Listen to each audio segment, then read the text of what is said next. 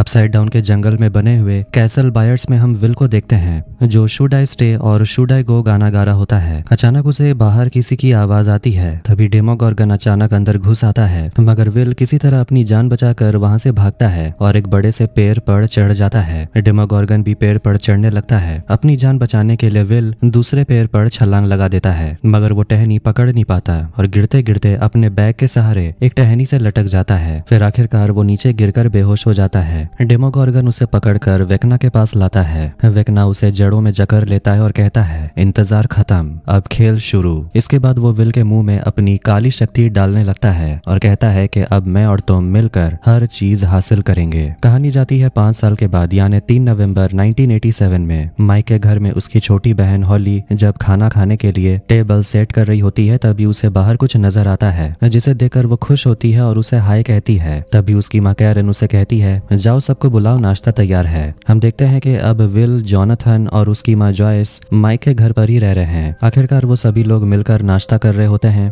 Ted अपनी बेटी हॉली से बेकन देने के लिए कहता है, मगर वो तो अ रिंकल इन टाइम किताब पढ़ने में बिजी होती है। बेकन टेड तक आते आते खत्म हो जाता है, क्योंकि अब घर में इतने लोग जो रहने लगे हैं। सब लोग स्कूल कॉलेज जाने के लिए निकलते हैं और जॉयस भी काम पर चली जाती है। कैरन और टेड परेशान है कि पता नहीं कब तक ऐसा चलता रहेगा, पर वो लोग विल और जॉयस की फैमिली को घर से निकाल भी तो नहीं सकते। स्कूल जाते हुए हॉली रेडियो पर द स्क्वैक शो सुन रही होती है। सभी लोग ये शो सुन रहे होते हैं। ये रेडियो शो चलाने वाली कोई और नहीं बल्कि रॉबिन है, और स्टीव भी उसके साथ रेडियो स्टेशन पर काम करता है। रॉबिन बताने लगती है कि जहाँ पर भूकंप आया था तब वो वहीं थी और बाकी लोगों की तरह भागी नहीं थी। अब हॉकिंस को क्वारंटीन में रखा गया है। जितने लोग शहर में रहते हैं उनसे ज्यादा तो मिलिट्री के लोग यहाँ मौजूद हैं। वो आगे कहती है कि जो धूल मतलब डस्ट गिरी थी, पता नहीं उससे लोगों को कोई बीमारी हो भी जाए, क्योंकि जो कुछ भी इस शहर में हुआ वो किसी इंसान ने कभी देखा नहीं था। भूकंप से जो धरती फटी थी उसे ठीक कर दिया गया था और अब तो उसके ऊपर बच्चे खेलते हैं, फिसलते हैं, लेकिन मिलिट्री के लोग बच्चों को वहां से भगा देते हैं, क्योंकि वहां खेलना खतरनाक भी हो सकता है। रॉबिन सबको हिदायत देती है कि मिलिट्री एक्सेस कंट्रोल जोन मतलब के मैक जी से दूर रहें, क्योंकि वहां जाना खतरनाक हो सकता है। वो कहती है कि आराम से घर पर रहो, काम करो, टीवी देखो और बच्चे स्कूल जाओ। वो कहती है कि आज शाम वो डेट पर जाने वाली है, मगर वो अपने डेट का नाम नहीं बताती, बस उसके लिए अगला गाना बजाती है। और वो गाना सुनकर विकी मुस्कुराती है, क्योंकि ये गाना उसी के लिए था।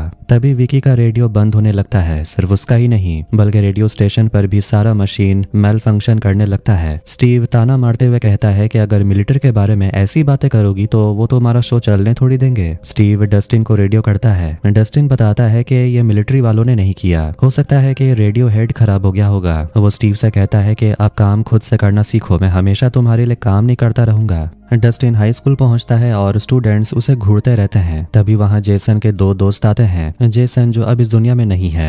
एंडी डस्टिन को परेशान करने लगता है, क्योंकि डस्टिन अभी भी हेलफायर क्लब से जुड़ा हुआ था। अपने दोस्त को बचाने के लिए वहां पर लूकस पहुंच जाता है। थोड़ी देर में माइक और विल भी आते हैं। ये देखकर वो दोनों लड़के वहां से चले जाते हैं। माइक डस्टिन पर चिल्लाता है कि वो अभी भी हेलफायर क्लब वाली टी शर्ट क्यों पहनता है। वो कहता है कि तुम उन लोगों से पंगा मत लो, वैसे भी हमारे पास बहुत सारी प्रॉब्लम्स हैं। विल भी उसे समझाता है कि हमें फिलहाल शांत रहना है और सर झुकाकर रहना है। डस्टिन फिर भी नहीं समझता और कहता है कि हम लोगों ने हमेशा रूल्स तोड़े हैं और जो सही रहता है वही करते हैं। ये कहकर वो वहां से चला जाता है। स्कूल में एक पोस्टर लगा था जिस पर लिखा था जेन हॉपर मिसिंग। यहाँ हम जेन मतलब के 11 को देखते हैं, जो जंगल में भाग रही होती है और उसके पीछे मिलिट्री की सिपाही पड़े होते हैं। असल में कर्नल सलीवन की टीम 11 को पकड़ने में लगी हुई है। आखिर में वो लोग 11 को पकड़ लेते हैं, लेकिन ये तो कोई और औरत होती है। 11 उन्हें चकमा देकर भाग गई। दूसरी तरफ असली 11 ट्रेनिंग ले रही होती है। वो अपने पावर्स का इस्तेमाल करती है और हवा में तेजी से उड़ती है और एक नया रिकॉर्ड बनाती है। हम देखते हैं कि हॉपर और जॉयस वही होते हैं। 11 खुद पर कुछ ज्यादा ही जोर दे रही थी। उसे लगता है कि उसका यह नया रिकॉर्ड काफी नहीं है, उसे और तेज बनना है। हॉपर फिल्म देखने का प्लान बनाता है, लेकिन 11 को फिर से ट्रेनिंग करनी थी। मर्रे अपनी वैन लेकर हॉकिंस शहर वापस आता है। रेडियो स्टेशन में नैन्सी और जोनाथन भी स्टीव और रॉबिन की मदद करने आते हैं, ताकि वो लोग खराब रेडियो को ठीक कर पाएं। आखिर में उन्हें मैनुअल मिलता है। उसे पढ़ते वक्त स्टीव नैन्सी के थोड़ा पास आ जाता है, जिसे जोनाथन भी नोटिस करता है। रेडियो ठीक करने के लिए उन्हें एक टावर पर चढ़ना होगा। जोनाथन कहता है कि वो जाना चाहता है, लेकिन स्टीव हीरो बनना चाहता था और वो आगे बढ़ता है। मगर नैन्सी को इम्प्रेस करने के लिए दोनों टावर पर चढ़ने लगते हैं। तभी वहां मर्रे वैन लेकर पहुंचता है। स्टीव और जोनाथन दोनों एक ही वक्त पर टावर के ऊपर चढ़ते हैं और एक तार जो कि खुला हुआ था उसे जोड़ देते हैं। स्टीव और जोनाथन नीचे देखकर चिल्लाते हैं, हमने ये काम कर दिया, मगर नीचे तो कोई था ही नहीं। मर्रे नैन्सी और रॉबिन को हथियार और इक्विपमेंट लाकर देता है। 11 के लिए गेटोरेड ताकि वो जल्दी चार्ज हो जाए, स्टीव के लिए पीनट बटर, जोनाथन के लिए जैज म्यूजिक का कैसेट, और उन्हें वो लैब की रिपोर्ट दिखाता है जिससे पता चलता है कि अपसाइड डाउन में आज ही कुछ बड़ा हो रहा है। सामान की लिस्ट को देखकर पता चलता है कि वो जरूर कुछ बड़ा प्लान बना रहे हैं। स्कूल में डस्टिन एक कमरे में जाता है और एक स्नेक से मिलता है जिसका नाम उसने जेक रखा है। कैफेटेरिया में लूकस कहने लगता है कि पता नहीं डस्टिन को क्या हो गया है, वो तो पागल हो गया है। डस्टिन जैसे ही वहां आता है तीनों अपना टॉपिक बदल देते हैं। तभी रेडियो चालू हो जाता है और रॉबिन का शो शुरू होता है। वो एक गाना चलाती है और चारों बच्चे पेपर लेकर तैयार हो जाते हैं। यहाँ हॉपर भी लिखने के लिए तैयार होता है। रॉबिन कहानी बताने लगती है जिसमें के कुछ क्लूज छुपे होते हैं जिसे वो सभी लोग लिखने लगते हैं। हॉपर 11 से कहता है आज रात शिकार होगा। वो बस के अंदर आते हैं और एक सीट के नीचे देखते हैं कि नीचे जाने की सीढ़ी है, जिससे कि वो लोग नीचे टनल में चले जाते हैं। इधर रेडियो स्टेशन में भी एक खुफिया रास्ते के जरिए वो सभी लोग नीचे आते हैं। नैन्सी वहां पर प्लान बनाती है। मर्रे ने अगर जानकारी सही दी है तो सामान की गाड़ियों का काफिला रात 10 बजे तक पहुंचेगा। हॉपर को 9 बजे पहुंचकर मैक जी मतलब के मिलिट्री एक्सेस कंट्रोल जोन के लिए निकलना पड़ेगा।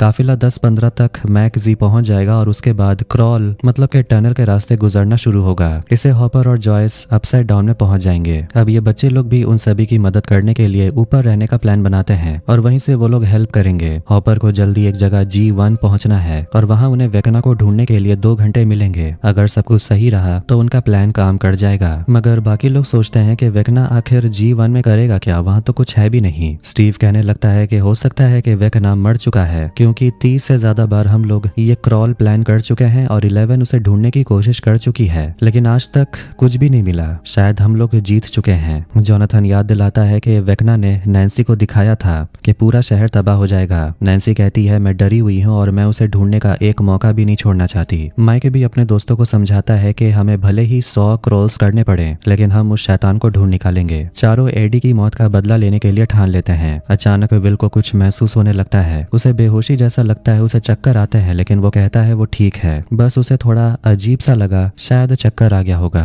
इसके बाद वो लोग शाम 6 बजे मिलने का प्लान करते हैं और चले जाते हैं। इधर एलिमेंट्री स्कूल में हॉली को देखते हैं जो अपने दोस्तों के साथ खेल रही थी, लेकिन तभी एक लड़का डेरेक आता है और उस झूले को जोर जोर से घुमाने लगता है। फिर टीचर सभी को अंदर बुलाती है, लेकिन हॉली को फिर से कोई नजर आता है जिसे वो हाय कहती है और उससे बात करने चली जाती है। ये देखकर टीचर उसके पीछे जाती है, लेकिन टीचर देखती है कि वहां तो कोई था ही नहीं। फिर हम एक लैब को देखते हैं जहां सार्जेंट रेमिरेस पहुंचता है। वहां अपसाइड डाउन के क्रिएचर्स पर एक्सपेरिमेंट हो रहा था। डॉक्टर के उससे पूछती है कि हुआ क्या। सार्जेंट रेमिरेस बताता है कि सलीवन अपनी टीम के साथ 11 को पकड़ने गया, लेकिन 11 नहीं मिली। रेमिरेस एक जानवर से डर जाता है, लेकिन डॉक्टर कहती है डरो मत, वो तुम्हें काटेगा नहीं, हाँ गला घोंट सकता है। और बताओ क्या बताना था तुम्हें। रेमिरेस जाने लगता है तो डॉक्टर उसे कहती है सलीवन से कहो कि मुझे वो लड़की चाहिए, क्योंकि यहाँ मासूम लोग मर रहे हैं। देखते हैं कि वो लोग जिस मिलिट्री बेस में होते हैं वो तो असल में अपसाइड डाउन में होता है। हॉपर और जॉयस 11 को क्रॉल ले जा रहे होते हैं, लेकिन हॉपर 11 को आने से मना कर देता है। 11 हॉपर से काफी गुस्सा थी और कहती है कि मुझे भी क्रॉल के लिए जाना है, लेकिन वो 11 से कहता है कि तुम यहीं पर रहो, अगर जाना ही है तो अपनी ताकत से उसे ढूंढो, क्रॉल पर जाने की क्या जरूरत है। जॉयस को दोनों का झगड़ा देखकर बुरा लगता है और वो हॉपर को समझाने लगती है कि 11 तैयार है और तुम आखिर उसे इस तरह डांटते क्यों रहते हो। हॉपर कहता है कि मैं उस जगह 1000 बार जा चुका हूँ और मुझे वहाँ पर सिर्फ सोल्जर्स मिलते हैं जो 11 को ढूंढ रहे हैं, इसीलिए मैं 11 को वहाँ लेकर नहीं जा सकता। वो जॉयस से कहता है कि मुझे 11 की जरूरत पड़ेगी, ये मैं जानता हूँ, इसलिए मैं उसे अभी लेकर नहीं जा सकता। फिर वो अपनी अलमारी में से एक डब्बा निकालता है। स्कूल में वो शैतान लड़के एंडी के लॉकर में स्नेक रखा हुआ था, जिसे देखकर वो डर जाता है और ये डस्टिन का काम है। मगर सभी स्टूडेंट्स बोलते हैं कि ये सांप जहरीला नहीं होता और सब एंडी पर हंसते हैं और उसे डरपोक बोलकर चिढ़ाते हैं। लॉकर पर लिखा हुआ था हेल फायर लिव्स। माइक अपनी बहन को एलिमेंट्री स्कूल लेने के लिए आया हुआ था, लेकिन वो देखता है कि हॉली और उनकी माँ कैरन प्रिंसिपल के ऑफिस में होती है। हॉली अपने मिस्ट्री मैन के बारे में बात करती है, कहती है कि वो मुझे बचाता है, उसी ने मुझे बताया कि इस शहर में मॉन्स्टर्स हैं और वो मुझ जैसे बच्चों को खा जाते हैं। माइक कहता है मॉन्स्टर्स नहीं होते, तुम बस डरी हुई हो। माइक अपनी बहन को बताता है कि जब उसे डर लगता है तो वो अपने D&D गेम के किरदार माइक द ब्रेव बनने की कोशिश करता है। वो अपनी बहन को भी एक कैरेक्टर देता है और कहता है ये तुम्हें सेफ रखेगी क्योंकि इसके पास दिव्य शक्ति है और ये कोई भी दुनिया का दरवाजा खोल सकती है। विल को पता नहीं क्यों ऐसा लगता है कि वेकना वापस आ गया है और शायद इस बार वो लोग उसे ढूंढ लेंगे। मैक्स अभी भी कोमा में है, उसे होश नहीं आया।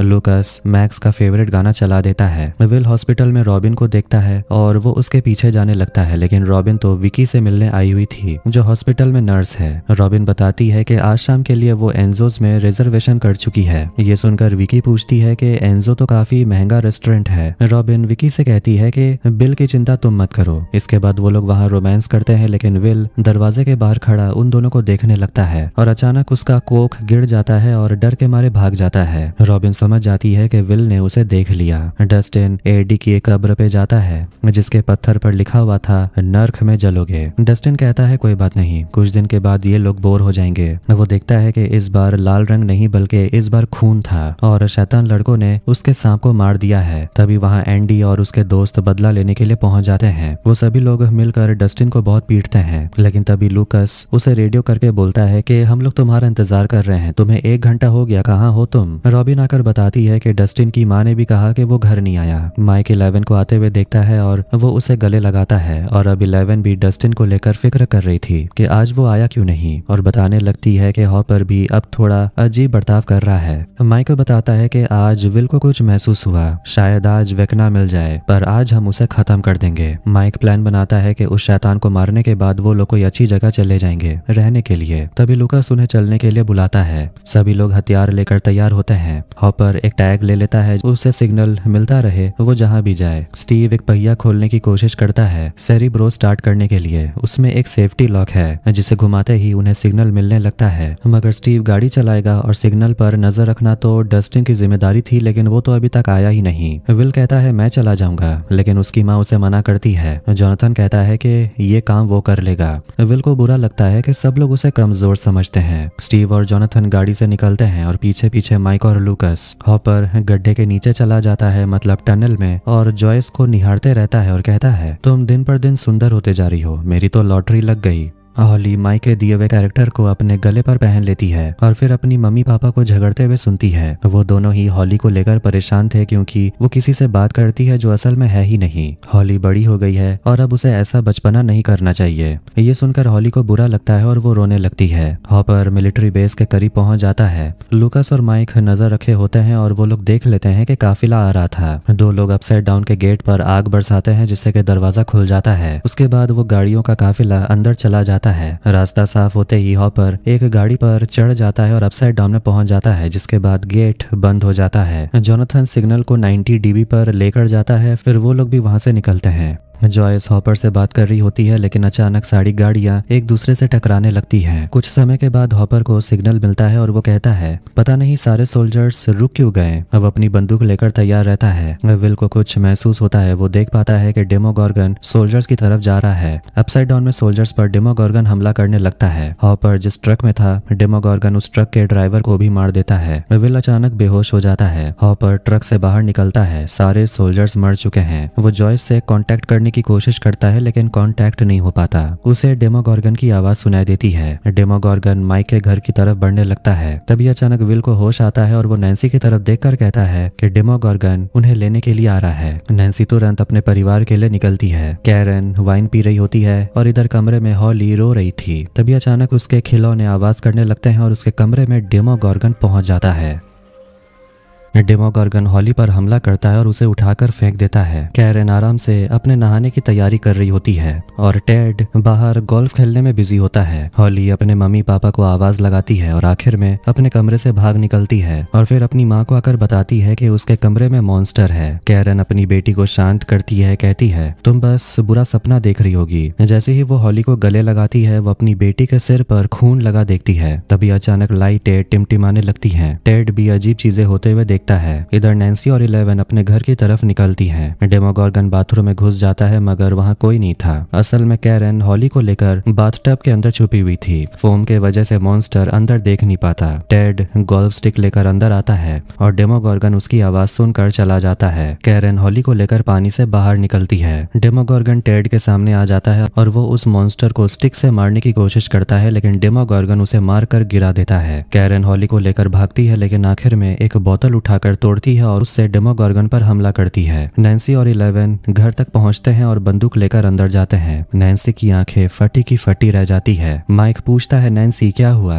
नैन्सी वहां पर अपनी माँ कैरन को बुरी तरह घायल देखती है। असल में डेमोगोर्गन ने कैरन पर हमला कर दिया था। अपसाइड डाउन का दरवाजा बंद हो रहा था और अंदर से हॉली की आवाजें आ रही थी। 11 दरवाजा बंद होने से पहले अपसाइड डाउन के अंदर चली जाती है। इसके बाद घायल कैरन और टेड को तुरंत हॉस्पिटल लाया जाता है। नर्स नैन्सी और माइक को बाहर रहने को बोलती है। नैन्सी बिल्कुल टूट चुकी थी और वो वॉशरूम में जाकर अपने खून से सने हुए हाथ को धोते रहती है। अपने भाई से बात करते वक्त वो खुद को दोष देने लगती है कि वो अपनी फैमिली को बचाने के लिए कुछ कर सकती थी, उन्हें पहले ही शहर से बाहर भेज सकती थी। माइक कहता है कि मगर हम लोगों ने पूरी कोशिश की और सोचने लगता है कि आखिर वो मॉन्स्टर हॉली को क्यों ले गया, आखिर इस सब से हॉली का क्या लेना देना। नैन्सी कहने लगती है वेकना ने मुझे सब कुछ दिखाया था, हॉली मॉम डैड सब मर चुके होंगे लेकिन हम लोगों ने क्या किया, हम लोगों ने उसकी बातों पर यकीन नहीं किया और अब सब कुछ धीरे धीरे सच हो रहा है। लुकस कहने लगता है कि वेकना बेरहम है और वो ऐसे ही लोगों को जिंदा नहीं छोड़ सकता। वो तुम्हारे मॉम डैड को मार सकता था लेकिन उसने ऐसा नहीं किया।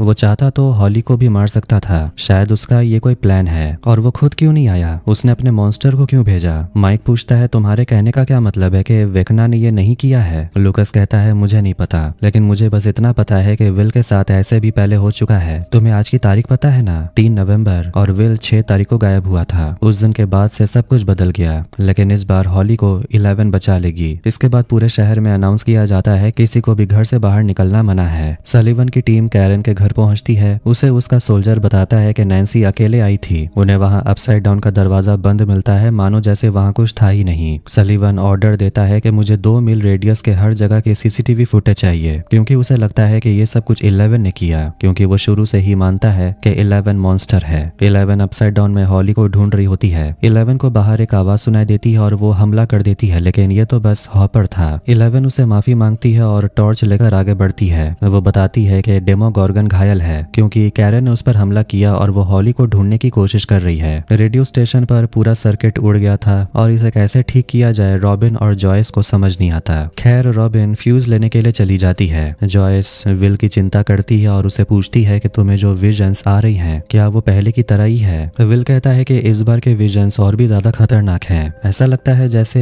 हाइव माइंड से मेरा कनेक्शन जुड़ गया हो। विल कहती है लेकिन हमने तो कनेक्शन तोड़ दिया था। विल कहता है शायद ये कनेक्शन पूरी तरह कभी टूटा ही नहीं था। वो कहता है जब मैं कैलिफोर्निया में था तब ये कनेक्शन टूट गया था लेकिन जब मैं यहाँ लौटा तो मुझे फिर से ये सब कुछ महसूस होने लगा। रॉबिन उसकी बातें सुन लेती और कहती है ऐसा हो सकता है कि तुम एक रिसीवर हो, समझो तुम्हारे ऊपर एक एंटीना है और माइंड फ्लेयर के पार्टिकल्स रेडियो वेव की तरह है और जब ये एंटीना वेव्स के करीब आएगा तो सिग्नल सॉलिड हो जाएगा और दूर जाते ही सिग्नल टूट जाएगा। तब विल समझ जाता है कि अगर हॉली को ढूंढना है तो उसे करीब जाने की कोशिश करनी होगी। जॉयस फिर से मना करती है। विल बहुत समझाता है लेकिन फिर भी जॉयस उसकी एक नहीं सुनती। स्टीव अपनी गाड़ी की बैटरी ठीक करवा रहा था। जोनाथन उसे बता देता है कि नैन्सी के डैड कोमा में है और उसकी माँ का ऑपरेशन चल रहा है। स्टीव कहता है कि हमें हॉस्पिटल जाना चाहिए मगर जोनाथन कहता है नहीं, हमारा जो प्लान है हम उसी को फॉलो करेंगे। स्टीव फिर भी अपना मन नहीं बदलता और कहता है रास्ते में तो हॉस्पिटल पड़ेगा, हमें फ्लावर्स लेकर नैन्सी के पास जाना चाहिए। जोनाथन उसे कहता है बस भी करो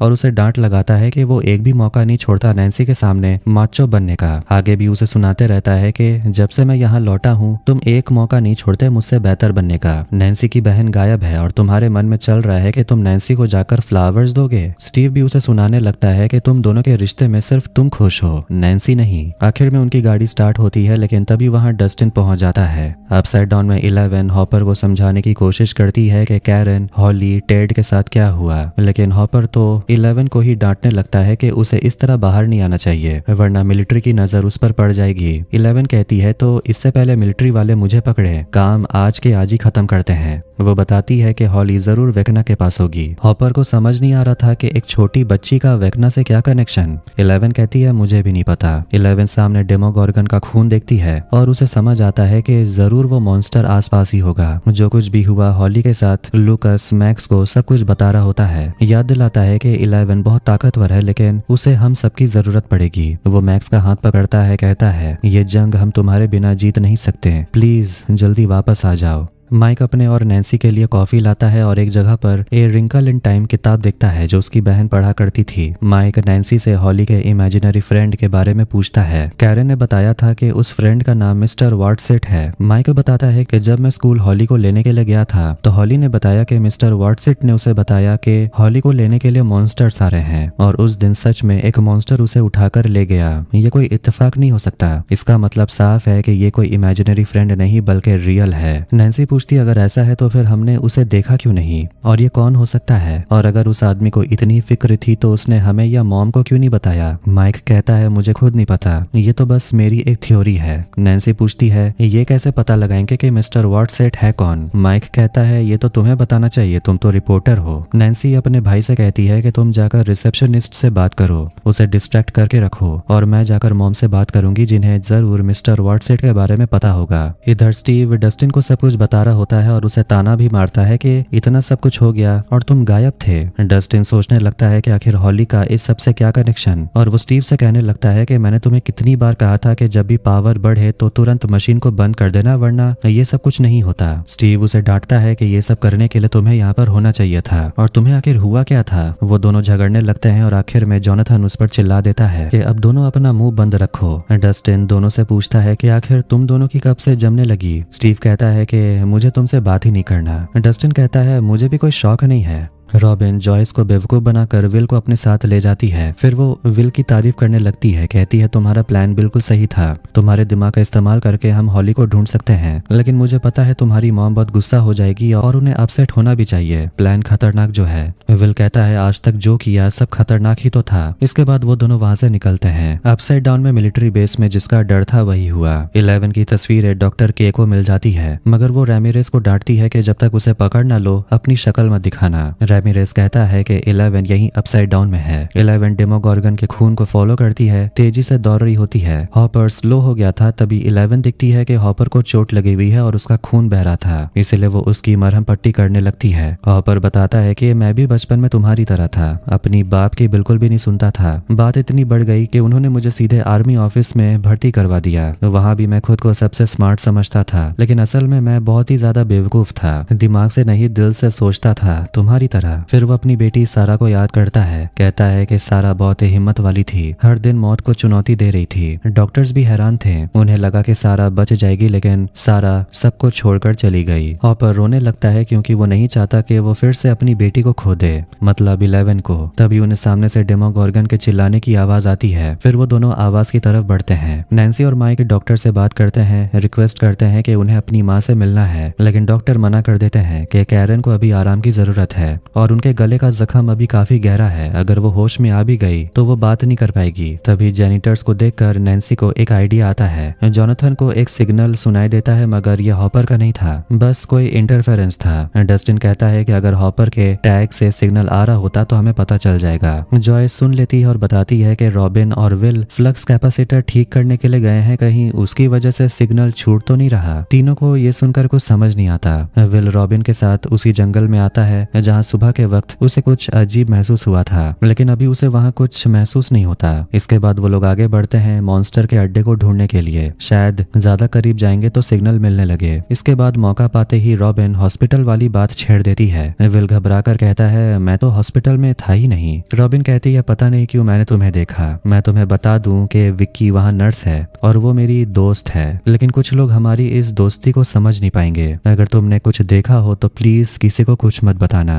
विल कहता है मैंने कुछ देखा ही नहीं। दोनों को वहां पर एक मंडाला दिखता है। विल को याद आता है कि जब वो हाइव माइंड से कनेक्ट हुआ था उसने सुना था बच्चे हंस खेल रहे थे। अपसाइड डाउन में हॉपर और 11 काफी करीब पहुंच गए थे और उन्हें सामने एक बहुत बड़ी सी दीवार दिखने को मिलती है और सामने हॉली का जूता पड़ा हुआ था। 11 कहती है तो इसीलिए मैं हॉली को ढूंढ नहीं पा रही थी क्योंकि हॉली शायद उस पार है। नैन्सी और माइक अपना भेष बदल लेते हैं और डॉक्टर से बचते हुए अपनी माँ के कमरे तक पहुंचते हैं। नैन्सी अपनी माँ का हाथ पकड़ती है।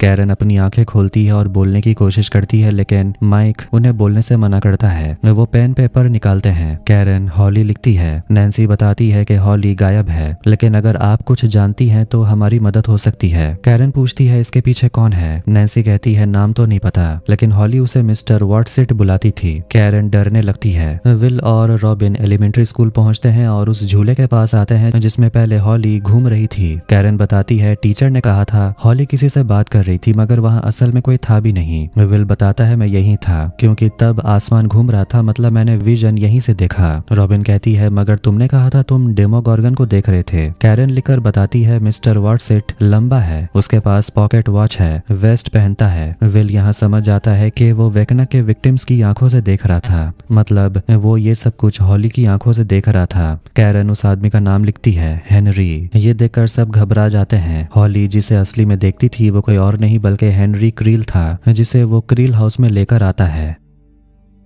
11 अपनी ताकत से उस दीवार को फाड़ने की कोशिश करती है लेकिन ऐसा नहीं कर पाती। हॉपर भी दीवार को काट काट कर थक चुका था लेकिन दीवार में छेद बनता ही नहीं, वो तो जल्दी से भर जाता है। 11 कहती है मुझे अपनी बैटरी चार्ज करनी पड़ेगी। हॉपर उसे मना करता है क्योंकि उन्हें ये भी नहीं पता कि हॉली इस दीवार के पीछे है भी या नहीं। बैटरी चार्ज करने का मतलब है खाना खाना और हॉपर के पास सिर्फ मीट होता है। तभी वहां पर मिलिट्री के लोग आने लगते हैं और उनके पास एक ऐसा डिवाइस होता है जिससे कि 11 सन्न पड़ जाती है। सुबह होते ही जॉयस विल को ढूंढते हुए बाहर निकलती है और उसे रास्ते में विल और रॉबिन मिल जाते हैं। वो अपने बेटे को डांट कर कहती है अंदर आओ और वो दोनों को डांटने लगती है। जॉयस रॉबिन को भी डांटती है कि तुम मेरे बेटे की जिंदगी के साथ खेल रही हो। विल अपनी माँ से कहता है कि मैं आपके सामने ही हूँ और अब मैं बच्चा नहीं रहा। आप माँ है तो इसका मतलब क्या आप हमेशा सही होंगी? आपका प्लान हमेशा काम नहीं करता। वो आगे बताता है कि वो वेकना के हाइव माइंड से जुड़ गया था और उसे पता चला कि हॉली तो बस शुरुआत है, वो आगे और भी बच्चों को किडनैप करेगा। पता नहीं आखिर उसका प्लान क्या है लेकिन हमें पता करना है कि अगला शिकार कौन है। इधर एलिमेंट्री स्कूल में हम एक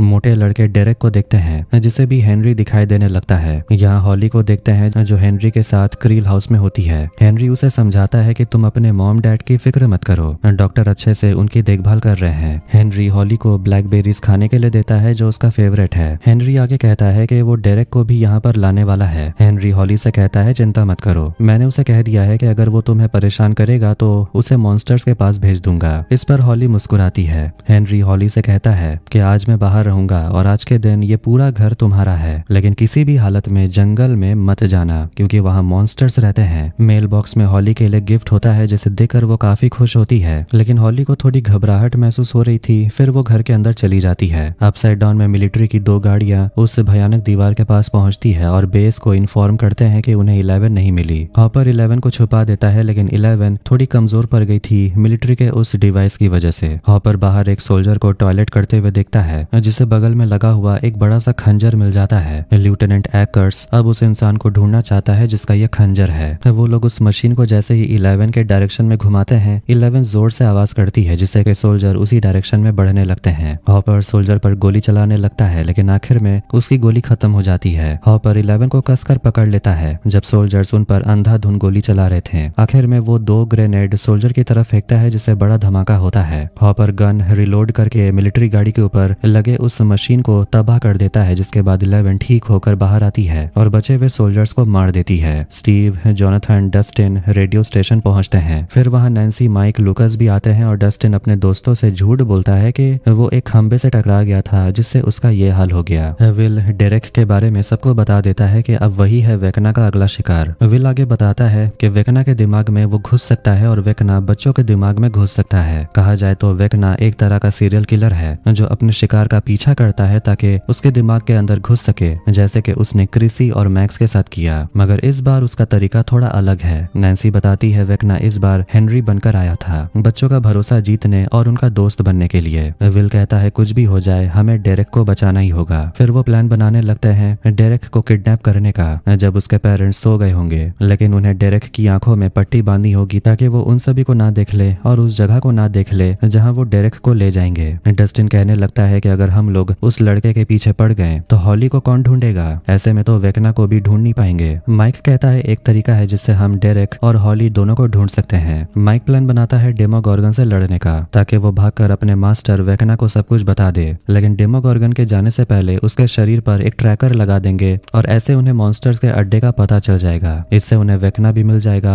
और हॉली भी। सभी को इस प्लान में दम लगता है। हॉली क्रील हाउस में आराम से मजे करती है, केक्स बना रही होती है, टीवी देखती है और नए नए कपड़े पहनती है। उसके बाद वो अलग अलग कमरों में जाती है जहाँ के दूसरे बच्चों के लिए सामान रखा हुआ था। वो एक लाल स्कार्फ पहन लेती है। तभी कोई आकर बेल बजाता है। हॉली को लगता है कि ये शैतान लड़का डेरेक है और वो उसे भाग जाने को बोलती है। वो दरवाजा खोलती है और मेल बॉक्स में हेनरी का लेटर मिलता है जिसमें लिखा हुआ था मुझे तुम्हारी मदद चाहिए, बताए हुए जगह पर जल्दी मिलो। अपसाइड डाउन में सलीवन की टीम उस दीवार के पास पहुंचती है और मरे हुए टीम को वहां से ले जाती है और वो अपनी टीम को आदेश देता है कि जिसने भी ये किया है उसका पता लगाओ। वहां से थोड़ी ही दूर हॉपर और 11 आराम कर रहे होते हैं। एकर्स उनके कब्जे में है। 11 कहती है कि उस सोल्जर ने दीवार पर सूसू की और उसे उस दीवार के बारे में पहले से ही पता होगा, नहीं तो वो ऐसा कभी नहीं करता। हॉपर कहता है ऐसा नहीं हो सकता और उसे बस अगले काफिले के आने का इंतजार है ताकि वो यहाँ से निकलकर सभी को इस दीवार के बारे में बता सके। 11 कहती है कि बाहर जाने से कुछ फायदा नहीं होने वाला, किसी को नहीं पता दीवार कैसे पार करनी है, इस सोल्जर को जरूर पता होगा।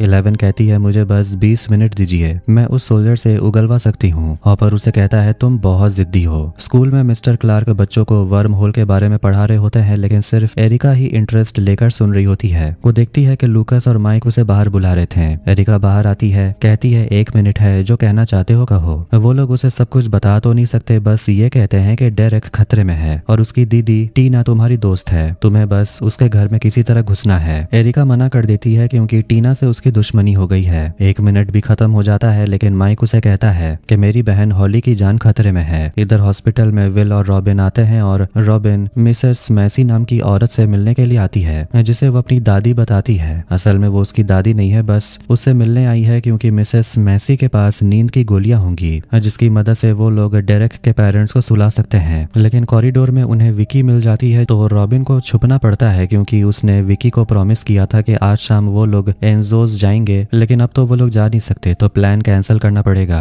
और विकी ये समझेगी नहीं। विल रॉबिन से कहता है तो फिर एक बार उसे किस कर लो, वो मान जाएगी। रॉबिन कहती है मुझे पता था, तुमने सब कुछ देख लिया। विल पूछने लगता है तुम्हें कैसे पता चला कि तुम्हें विकी पसंद है। रॉबिन बताती है उसके साथ मैंने काम किया तो बस ऐसा लगा जैसे मैं उसे पसंद करती हूँ। पहले हम लोग दोस्त थे, फिर मुझे समझ आ गया। आखिर में वो लोग नींद की गोलियां चुरा लेते हैं। मर्रे यहाँ पूरी टीम के लिए सारा इंतजाम लेकर आया था। डस्टिन चिल्लाने लगता है कि मर्रे बहुत सारी चीजें नहीं लाया। मर्रे कहने लगता है कि ये सब लाना इतना आसान नहीं है, वो भी उस जगह में जहाँ की सिक्योरिटी इतनी ज्यादा स्ट्रिक्ट है। स्टीव और डस्टिन की आपस में बिल्कुल भी नहीं बन रही। गुस्से में डस्टिन स्टीव की फेवरेट गाड़ी में ड्रिल कर देता है ताकि वो उसमें अपना एंटेना सेरिब्रो लगा सके। नैन्सी ट्रैकर को गोली में भर रही होती है जिसे डेमोगोर्गन के ऊपर फायर किया जाना था। मर्रे उसे कहने लगता है कि इस तरह करने से ट्रैकर खराब हो सकता है, मगर वो कहता है ये बस मेरी थ्योरी है। तो नैन्सी कहती है आजमा कर देखते हैं। मर्रे जोनाथन को समझाने लगता है कि उसे अगला कदम बढ़ाना चाहिए नैन्सी की तरफ। जोनाथन कहता है फिलहाल नैन्सी के पेरेंट्स हॉस्पिटल में हैं और उसकी बहन भी गायब है और अभी ये सब करना ठीक नहीं। मर्रे कहता है यही तो सही समय है, किस्मत ने मुश्किल समय में ही तुम दोनों को करीब लाया था, हिम्मत दिखाओ और अपने दिल की बात बोल दो। नैन्सी उन दोनों की बातों से परेशान हो गई थी और उन्हें चिल्लाकर कहती है जो काम करने आए हैं वो करते हैं। नैन्सी ट्रैकर वाली गोली चलाती है और ट्रैकर सही सलामत था।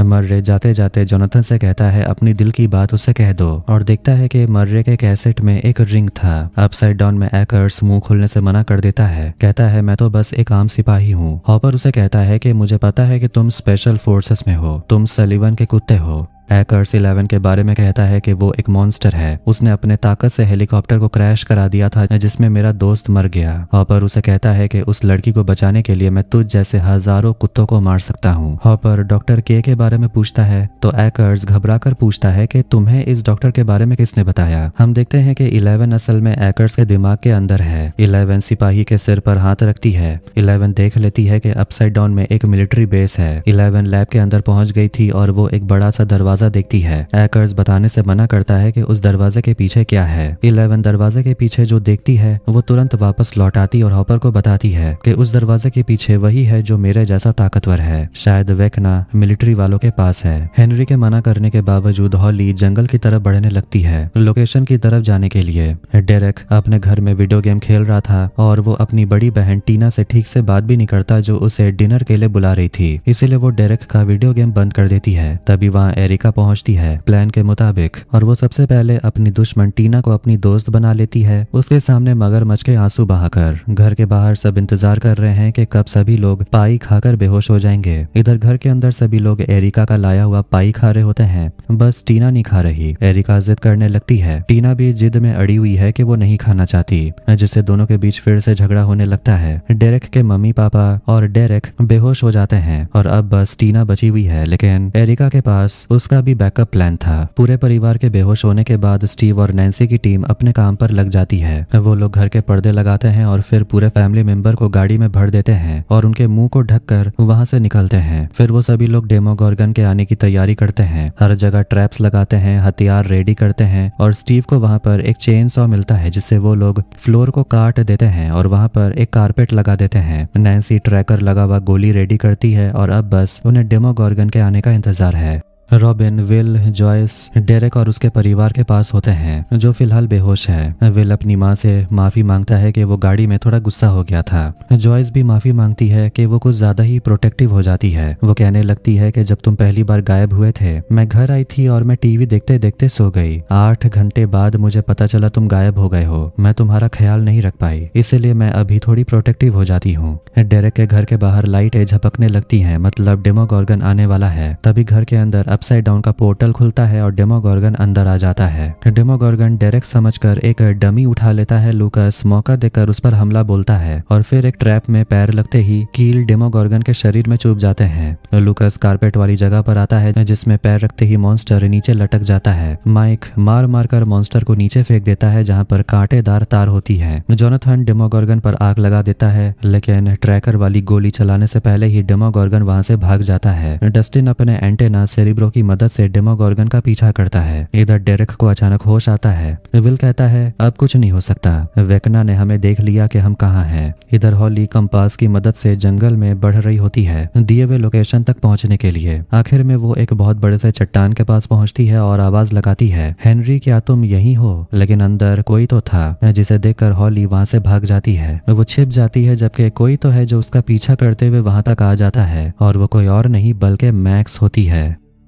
डेरेक को होश आते ही जॉयस उसे समझाने लगती है कि मैं बच्चा चुराने वाली आंटी नहीं हूँ, मैं तुम्हारी मदद करना चाहती हूँ, मैं तो बस एक माँ हूँ और वो देखो वो मेरा बेटा है। डेरेक कहता है लेकिन लोग तो उसे ज़ॉम्बी बॉय बोलते थे क्योंकि वो मरकर वापस लौट आया था। जॉयस कहती है और जब वो गायब हुआ था तब एक मॉन्स्टर के पास था और अब वही मॉन्स्टर तुम्हारे पास आना चाहता है। डेरेक चिल्लाने लगता है कि मिस्टर वॉटसेट ने मुझे ये सब पहले ही बता दिया है। जॉयस उसे समझाती है कि मिस्टर वॉटसेट के लिए ही ये सारे मॉन्स्टर्स काम करते हैं। जॉयस डेरेक को खोल देती है। उसे उम्मीद थी कि मोटा लड़का समझ गया होगा, लेकिन मोटा लड़का सभी को धक्का देकर भागने लगता है। विल कूद कर उसे जोर से पकड़ लेता है और आखिर में वो लोग दरवाजा बंद कर देते हैं। विल को अचानक कुछ महसूस होता है और वो फिर से एक विजन देखता है। अचानक कोई दरवाजा पीटने लगता है। जॉयस कुल्हाड़ी उठा लेती है। डेमोगोर्गन आते ही वो कुल्हाड़ी से उस पर हमला करने लगती है। तभी स्टीव डेमोगोर्गन को गाड़ी से उड़ा देता है और आखिर में डेमोगोर्गन भाग जाता है और अब उस पर ट्रैकर भी लग गया था। डेमोगोर्गन अपसाइड डाउन में घुस जाता है। स्टीव गाड़ी को तेजी से भगाता है और वो सभी लोग उसी दरवाजे से अपसाइड डाउन में पहुंच जाते हैं और उन्हें डेमोगोर्गन का सिग्नल भी मिल रहा था। विल अब भी उस राक्षस से कनेक्टेड रहता है और वो सभी बच्चों को भी देख पाता है। इधर हम मिलर परिवार को देखते हैं जिसके घर पर मिलिट्री के लोग पहुंचते हैं और वो उनकी बेटी डेबी को ले जाते हैं। असल में मिलिट्री स्कूल के सारे बच्चों को ले जा रही थी, लेकिन इसके पीछे उनका क्या इरादा है ये तो बाद में पता चलेगा। अपसाइड डाउन में स्टीव गाड़ी को बहुत तेजी से भगाता है और डस्टिन से झगड़ा करते रहता है, जिसकी वजह से से उनकी गाड़ी वही चिपचिपी दीवार से टकरा जाती है। जॉयस उनसे कांटेक्ट करने की कोशिश करती है लेकिन नहीं कर पाती। रॉबिन कहती है मतलब कि सभी लोग अपसाइड डाउन पहुंच गए हैं। विल उस बड़ी सी दीवार की पेंटिंग बनाता है, बताता है कि हॉली और 3 बच्चे भी वही हैं। डेरेक खुशकिस्मती से बच गया क्योंकि विल को इसका एहसास हो गया था। विल बताता है कि और भी बच्चे किडनैप होंगे। सब सोचते हैं कि पता नहीं वेकना इन बच्चों के साथ क्या करेगा। लूकस और माइक आकर बताते हैं कि मिलिट्री बच्चों को लेकर बस में कहीं जा रहे थे। मतलब सिर्फ वेकना ही नहीं है जिसे बच्चे चाहिए।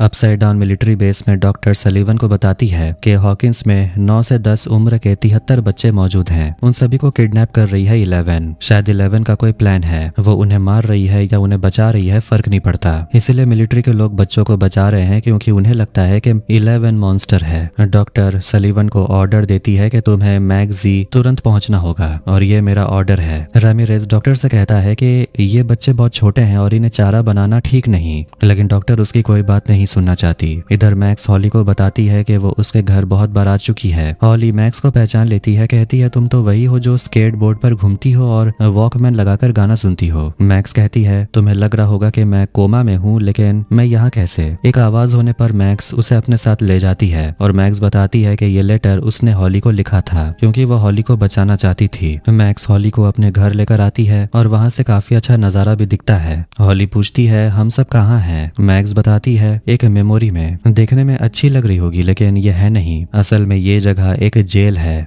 यहाँ स्कूल के स्टूडेंट्स को मिलिट्री बेस में लाया जाता है। एरिका ये बात बाकी टीम को बता देती है। जॉयस और बाकी सभी लोग बच्चों को बचाने का प्लान बनाते हैं। प्लान तो बन जाता है लेकिन अंदर जाने के लिए कोई ऐसा चाहिए जिस पर मिलिट्री की नजर न पड़े और ये काम करने के लिए डेरेक से बेहतर कोई और नहीं है। अपसाइड डाउन में एकर्स अपने हाथ खोलकर बाहर आ जाता है। हॉपर मिलिट्री बेस पर नजर रखता है और वो 11 से पूछता है कि तुमने कहा कि वेकना अंदर है, मतलब हो सकता है उसके पास पावर्स नहीं है, मगर अगर उसके पास पावर्स नहीं है तो उसने बच्चों को किडनैप कैसे किया। 11 अंदर जाने की प्लानिंग करती है तो हॉपर मना कर देता है। तभी डस्टिन जो कि अपसाइड डाउन में ही है वो रेडियो करके बताता है कि वो लोग एक दीवार से टकरा गए हैं जो काफी बदबूदार और चिपचिपी है। हॉपर भी बताता है कि वो लोग भी ऐसी ही जगह पर हैं लेकिन वो दोनों शहर के बिल्कुल उल्टी तरफ पर हैं। हॉपर उसे कहता है ऐसे बात करना सेफ नहीं, हम तुम्हें लेने आएंगे। इधर मैक्स हॉली को सब कुछ बता रही होती है कि कैसे हॉकिंस 2 हिस्सों में फट गया था। कहने लगती है कि वो कुछ समय के लिए मर गई थी लेकिन उसे होश आया और वो रेनबो रूम में थी। फिर वो एक दरवाजा खोलती है और अलग दौर में पहुंच जाती है 1959 में, मतलब 30 साल पहले।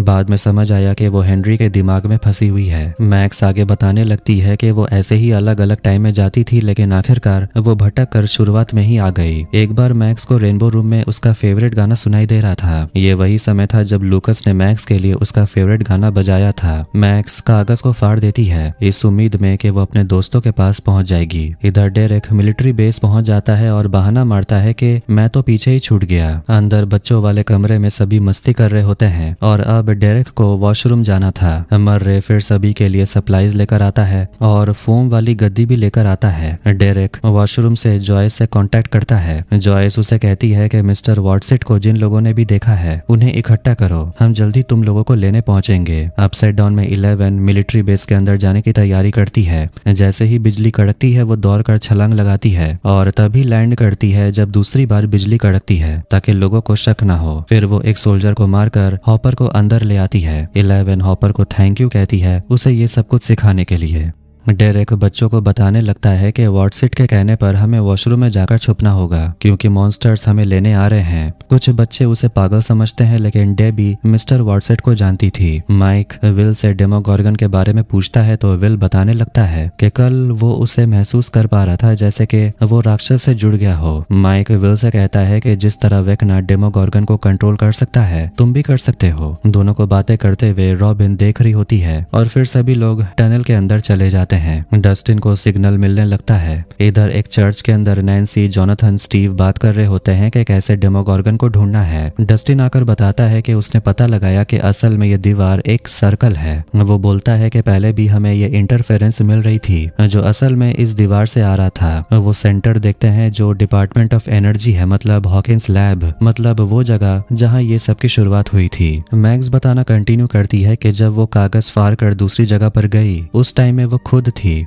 ये वो टाइम है जब वेकना ने उसे चुना था। कहती है कि आखिरकार उसने बाहर जाने का रास्ता ढूंढ लिया था। वो बहुत करीब थी, इतने करीब कि वो लूकस के हाथ को महसूस कर पा रही थी। वो लूकस की तरफ भागती है, लेकिन अचानक गाना बंद हो जाने के वजह से पोर्टल भी बंद हो जाता है। हेनरी से वो भागती रही और आखिरकार इसी चट्टान के अंदर वो पहुंच गई। हेनरी अंदर आने से डर रहा था। मैक्स को लगता था कि यहाँ कुछ तो है, इसीलिए वो यहाँ सुरक्षित है। अब वो अपनी किस्मत को मान चुकी थी कि वो यहाँ से कभी निकल नहीं पाएगी। लेकिन फिर उसकी नजर पड़ी हॉली पर और उसे उम्मीद मिली कि अब वो यहाँ से भाग सकते हैं। मैक्स हॉली से कहती है हेनरी आने वाला है और तुम्हें वापस उस घर में जाना होगा। इधर टनल में रॉबिन विल से बात करती है और उसे बताती है कि उसे सबसे पहले टैमी नाम की लड़की से प्यार हो गया था। वो उसके साथ रहने के सपने देखने लगी, लेकिन फिर कहानी में स्टीव आ गया और टैमी स्टीव से प्यार करने लगी। इस पर रॉबिन बहुत ज्यादा दुखी हुई, जैसे कि वो डिप्रेशन में चली गई हो। लेकिन फिर उसे बचपन याद आया कि वो कितनी केयर फ्री हुआ करती थी और उसे ये भी समझ आया कि वो असल में जो है उससे उसे डरना नहीं चाहिए। हैकर्स भागकर मिलिट्री बेस पहुंच जाता है और कहता है मुझे गेट के पास ले चलो। हॉपर और 11 डॉक्टर का कार्ड चुराते हैं दरवाजा खोलने के लिए, लेकिन दरवाजा नहीं खुलता।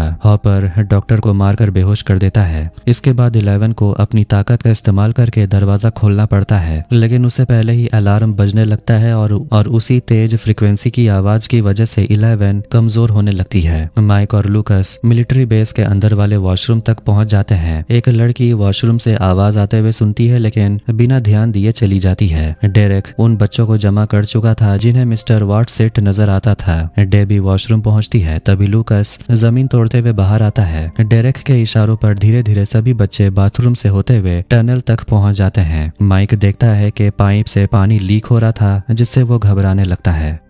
डॉक्टर के सोल्जर्स के साथ लैब के अंदर घुसती है और उसे 11 मिलती है, जो कि कमजोर हो चुकी थी। 11 को देखकर डॉक्टर अपनी बंदूक अंदर रख लेती है और बड़े ही आराम तरीके से कहती है मैं तुम्हें बहुत समय से ढूंढ रही हूँ। 11 कहती है मुझे पता है तुम कौन हो और तुमने यहाँ किसको पकड़कर रखा है। ये समझ लो कि तुम और तुम्हारे लोग सब लोग मरोगे। हैकर्स और उसकी टीम एक अलमारी पर गोली चलाती है, ये सोच कर के उसमें हॉपर छुपा होगा, लेकिन उसमें तो डॉक्टर होता है। पीछे से हॉपर सोल्जर्स पर गोली चलाता है और कुछ को मार डालता है। आखिर में हॉपर्स एकर्स से भिड़ जाता है। दोनों के बीच जबरदस्त हाथापाई होती है। गलती से वो एक ऐसे कंटेनर में घुस जाता है जिसमें वो मोटा बड़ा टेंटाकल वाला मॉन्स्टर कैद था, जो हॉपर को पकड़ लेता है। डॉक्टर आती है, कहती है शांत रहो, जितना हिलोगे उतनी दिक्कत होगी। कुछ बच्चों को बचाकर रॉबिन अपने साथ ले जा रही थी। इधर वाटर लीकेज को माइक और लूकस रोकने की कोशिश कर रहे थे। इधर धीरे धीरे सभी बच्चे वॉशरूम आते हैं और टनल में जाने लगते हैं। तभी एक बच्चा बाथरूम के बाहर पानी आने की वजह से फिसल जाता है। ये देखकर डेरेक डर जाता है और एक लड़की ये सब कुछ देख लेती है और तुरंत ऑफिसर को जाकर इन्फॉर्म कर देती है। माइक लूकस को अलर्ट कर देता है। जॉयस सभी को जाने को बोलती है। डेरेक बाकी बच्चों को लेकर जल्दी जल्दी वॉशरूम में चला जाता है और फिर सोल्जर को अटका कर रखता है।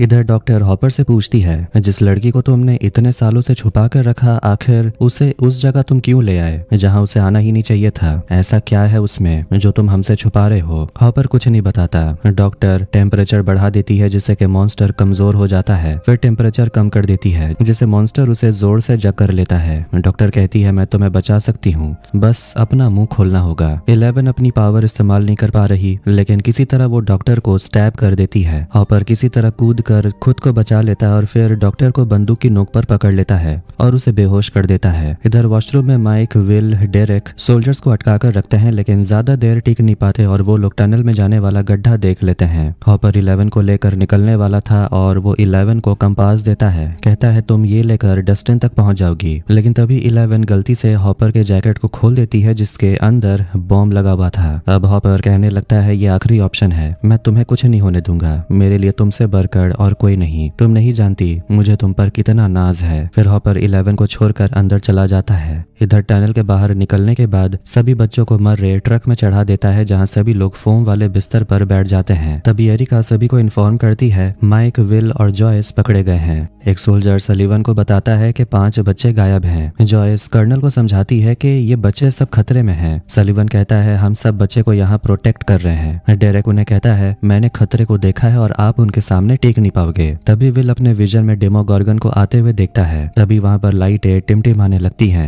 सोल्जर्स बंदूक लेकर रेडी हो जाते हैं। नीचे जमीन के अंदर से आवाज आने लगती है। ये वही जगह है जहाँ पर हॉकिंस के टुकड़े हो गए थे। एक डेमोगोर्गन बाहर आता है, हमला करने लगता है, लेकिन तभी थोड़ी समय के बाद दूसरा डेमोगोर्गन बाहर आता है। अब सोल्जर्स मॉन्स्टर्स के सामने टिक नहीं पाते, सब एक एक कर मरने लगते हैं कि इतने में वहां पर तीसरा डेमोगोर्गन भी आ जाता है। एरिका रॉबिन को बता देती है मॉन्स्टर्स ने हमला कर दिया। तभी उनके सामने अपसाइड डाउन पोर्टल बनने लगता है। लूकस और दो बच्चे टनल में फंसे हुए हैं और उनके आसपास पोर्टल्स बनने लगते हैं। उन पोर्टल्स में से डेमोगोर्गन बाहर आने लगते हैं। मिलिट्री बेस में सलीवन फटाफट मॉन्स्टर्स पर धड़ाधड़ गोली चला रहा होता है। माइक सभी को लेकर भागता है। माइक मौका देखते ही कहता है हमें टनल के रास्ते भागना होगा, लेकिन अचानक उनके सामने और पीछे से डेमोगोर्गन आ जाते हैं और उन्हें घेर लेते हैं। जब उन पर आग बरसाया जाता है तो विल छटपटाने लगता है। इधर लैब में सभी क्रिएचर्स छटपटाने लगते हैं। हॉपर दरवाजा खोलता है और 11 को अंदर आने देता है। आखिर में वो लोग उस लोहे वाले दरवाजे के अंदर जाते हैं। माइक गेट के अंदर किसी को देखता है। इधर 11 उस कमरे के अंदर में काली को देखती है जिस पर एक्सपेरिमेंट हो रहा था। इधर मिलिट्री बेस में पोर्टल से वेकना बाहर आता है और वो आराम से सभी सोल्जर्स को मारने लगता है। उस पर किसी भी चीज का कोई असर नहीं होता। फिर अपनी शक्तियों से अपने घायल डेमोगोर्गन की सेना को जिंदा कर देता है। इधर मर्रे और रॉबिन के ट्रक के पीछे भी कई सारे डेमोगोर्गन्स पड़े हुए थे। उनसे पीछा छुड़ाने के चक्कर में उनकी ट्रक पलट जाती है। इधर सुरंग में भी लूकस डेमोगोर्गन से घिर जाता है। वेकना सारे सोल्जर्स को मारने के बाद विल को लेने के लिए आगे बढ़ता है। जॉयस उससे कहती है मेरे बेटे से दूर रहो, लेकिन वेकना उसे दूर फेंक देता है और विल को अपने पास लेकर आता है। वेकना पूछता है क्या तुम उन बच्चों को देख सकते हो? क्या तुम्हें पता है मैंने उन्हें क्यों चुना? क्योंकि बच्चे कमजोर होते हैं, शरीर से और दिमाग से भी। लूकस घायल हो गया था और उसके साथ जो दो बच्चे थे उन्हें डेमोगोर्गन्स ले जाते हैं। ट्रक से भी बच्चे गायब हो गए थे। वेकना विल से कहता है ये बच्चे बहुत जल्दी बहक जाते हैं और इन बच्चों में सबसे पहले तुम थे। तुम्हें तोड़ना बहुत आसान था।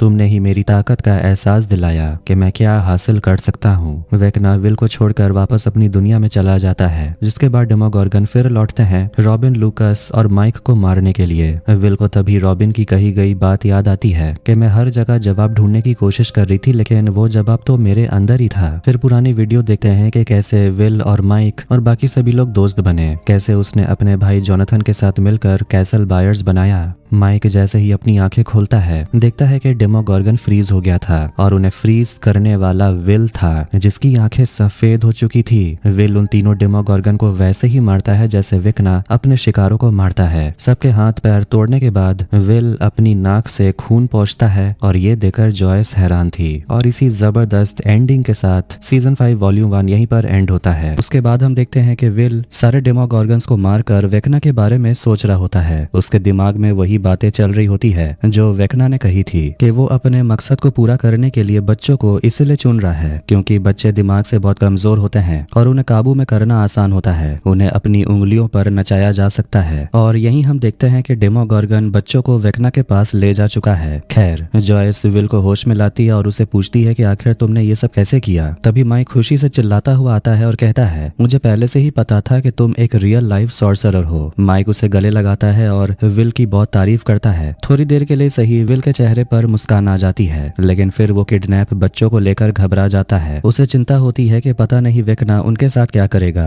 विल सोचने लगता है कि आखिर वेकना 12 बच्चों के साथ क्या करने वाला है। उसे लगता है कि वो ये जंग हार चुके हैं। तभी उन्हें ऊपर से एयरक्राफ्ट्स उड़ते हुए नजर आते हैं तो वो तीनों वहां से निकलते हैं। अपसाइड डाउन के अंदर बच्चों को दीवार में कैद करके विल की तरह उनके मुंह में कुछ डाला जाता है। डेरेक के साथ साथ बाकी बच्चों का भी वही हाल होता है। इसके बाद सभी लोग एक अलग दुनिया में जाते हैं और उनके सामने हेनरी होता है जो सभी बच्चों को अपने घर ले जाता है। वहाँ वो लोग हॉली से मिलते हैं। हेनरी बच्चों को कहानी सुनाता है कि मॉन्स्टर्स तुम्हें ले जाना चाहते हैं, लेकिन सही समय पर मैंने तुम लोगों को बचा लिया। ऐसा लग रहा है जैसे मैक्स उन सभी को देख रही थी। हेनरी बच्चों से कहता है कि जंगल में मत जाना क्योंकि वहाँ मॉन्स्टर्स रहते हैं। वो ये भी बताता है कि ये काला साया मतलब शैतानी ताकत सिर्फ हमारे शहर हॉकिंस के ऊपर ही नहीं बल्कि पूरी दुनिया के ऊपर मंडरा रहा है, लेकिन उसके पास एक रास्ता है जिससे वो इस काले अंधेरे को हरा सकते हैं। एक लड़की मैरी पूछती है कैसे। हेनरी बताता है कि वो बहुत दूर तक ट्रैवल कर सकता है। दूसरे डायमेंशंस में भी उसने एक दूसरी दुनिया खोजी है जो बिल्कुल हमारी दुनिया की तरह है, जहाँ डार्कनेस और मॉन्स्टर्स नहीं है। फिर वो बताता है कि उसने 12 बच्चों को क्यों चुना। वो बच्चों से कहता है कि तुम लोगों के अंदर एक शक्ति है जो फिलहाल सोई हुई है। जब तुम सब अपनी ताकत का इस्तेमाल करना सीख जाओगे तब हम इस दुनिया की रोशनी से उस दुनिया के अंधेरे को खत्म कर सकते हैं। इससे तुम लोग इस दुनिया को बचा लोगे और हीरो बन जाओगे।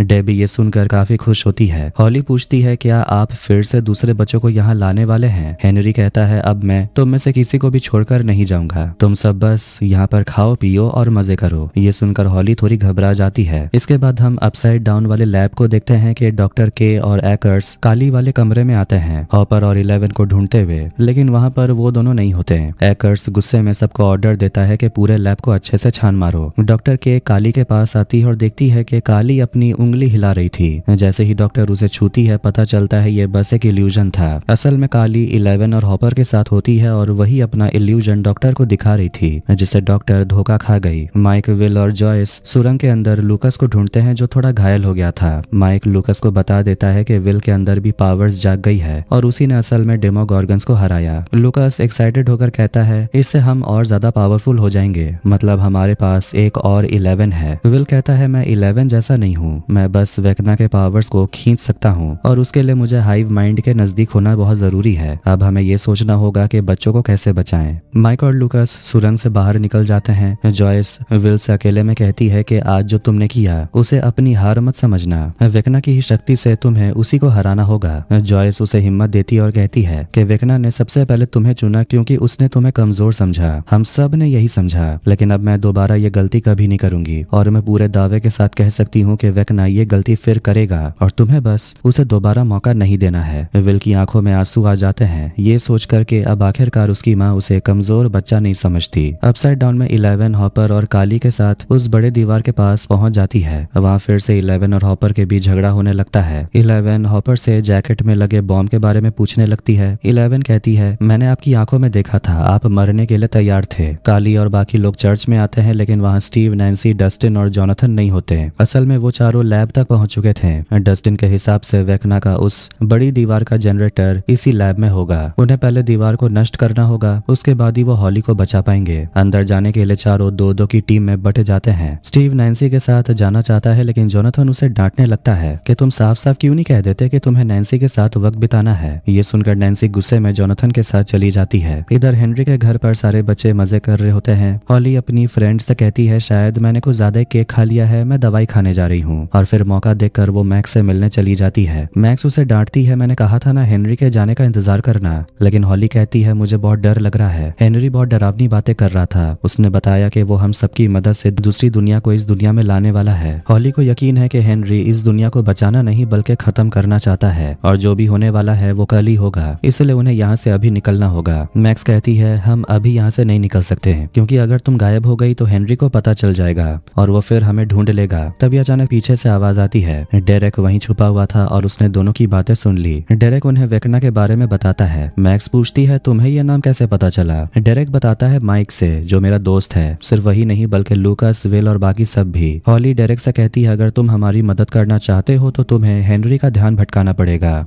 रेडियो स्टेशन में जॉयस सबको बता रही होती है कि कैसे इस बार उसका बेटा विल वेकना को उसी की शक्ति का इस्तेमाल करके काबू में करके हरा देगा। जॉयस बाकी लोगों से पूछती है क्या ऐसा करना सही होगा? बाकी लोग हाँ में सिर हिला देते हैं और फिर सब विल की पावर्स की तारीफ करने लगते हैं। जॉयस उन्हें ध्यान देने को बोलती है और पूछती है क्या वेकना को ट्रैक करने का कोई रास्ता ढूंढा जा सकता है? किसी के पास कोई आइडिया नहीं होता। मर्रे को भूख लगने लगती है तो सभी लोग थोड़ा नाश्ता करने बैठ जाते हैं। एरिका को वहाँ पर डस्टिन के साथ साइंस टीचर मिस्टर क्लार्क की फोटो नजर आती है। वो तुरंत बताती है कि अगर कोई हमारे लिए ट्रैकर बना सकता है तो ये मिस्टर क्लार्क ही हैं। लूकास कहता है कि उसके पास एक और तरीका है जिससे सबको जल्दी हो जाएगा। वो पॉपकॉर्न गर्म कर रहा था तभी उसे एक आइडिया आता है। जब बिली को गर्म सोना में बंद किया गया था तो उसके अंदर के अपसाइड डाउन पार्टिकल्स एक्टिवेट हो गए थे। उन्हें मरे हुए डेमोगॉर्गन्स को बस जलाकर हाइव माइंड से कनेक्ट करना होगा और ये बहुत आसानी से हो जाएगा क्योंकि सामने रेडियो टावर भी है जिसमें करीब 50,000 वॉट की बिजली है। मर्रे कहता है दोनों प्लान्स ठीक हैं। जॉयस कहती है तो फिर हम दोनों आजमाएंगे।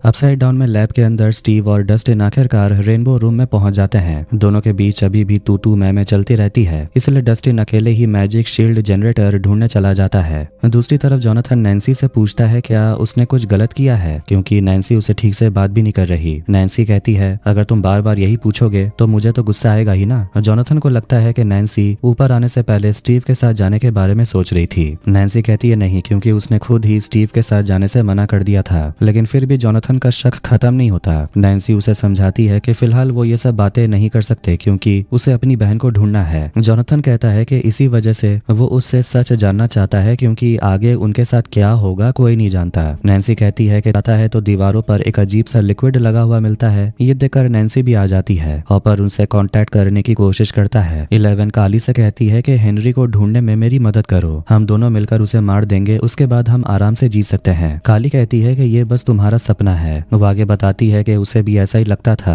कि वो अपना दर्द खत्म कर सकती है, लेकिन उसे पकड़ लिया गया और उसके दोस्तों को मार दिया गया। हमें फ्लैशबैक दिखाया जाता है कि काली को पकड़कर लैब लाया गया, उसके बाल काटे गए और फिर उस पर एक्सपेरिमेंट शुरू किए गए जो किसी टॉर्चर से कम नहीं थे। डॉक्टर्स को काली के खून की जरूरत थी, इसीलिए वो लगातार उसका खून निकालते रहे। काली पूरी तरह टूट चुकी थी, लेकिन जैसे ही सबको लगा कि वो कमजोर हो गई है, काली मौका देखकर सभी डॉक्टर्स पर हमला करके भागने की कोशिश करती है। वो दरवाजा खोलती है, भागने लगती है। इधर डेरेक जंगल में चला जाता है। बच्चे उसे रोकने की कोशिश करते हैं लेकिन वो नहीं रुकता। मैक्स हॉली को बताती है कि उन्हें उस जगह को ढूंढना होगा जहाँ से हॉली को अगवा करके लाया गया था। वहीं से वो लोग रियल वर्ल्ड में जा सकते हैं और इस जगह से निकल सकते हैं। वहाँ रेडियो टावर पर सभी लोग एक तरह का ट्रैकर बनाने की तैयारी कर रहे थे। रॉबिन और विल साथ बैठे होते हैं। रॉबिन विल को उसकी जान बचाने के लिए थैंक यू बोलती है। विल उसे कहता है थैंक यू तो मुझे तुम्हारा करना चाहिए, तुम्हारी बातों से मुझे जो हिम्मत मिली उसी से तो मैं ये सब कर पाया। फिर वो रॉबिन से पूछता है कि तुमने अपनी फीलिंग्स विक्की को कैसे बताई। रॉबिन बताती है कि वो खुद को एक्सेप्ट कर चुकी थी, लेकिन अपनी फीलिंग्स पहली बार किसी को शेयर करना ये काफी मुश्किल होता है। फिर वो बता देती है कि उसने सबसे पहले अपनी सच्चाई स्टीव के साथ शेयर की थी। ऐसा इसलिए हुआ था क्योंकि रशियंस ने उन्हें सच बोलने की दवा दी थी। स्टीव को बताने के बाद ही रॉबिन में विकी को बताने की हिम्मत आई। इधर हॉली और मैक्स उस जगह पर आ जाते हैं जहां हॉली को होश आया था।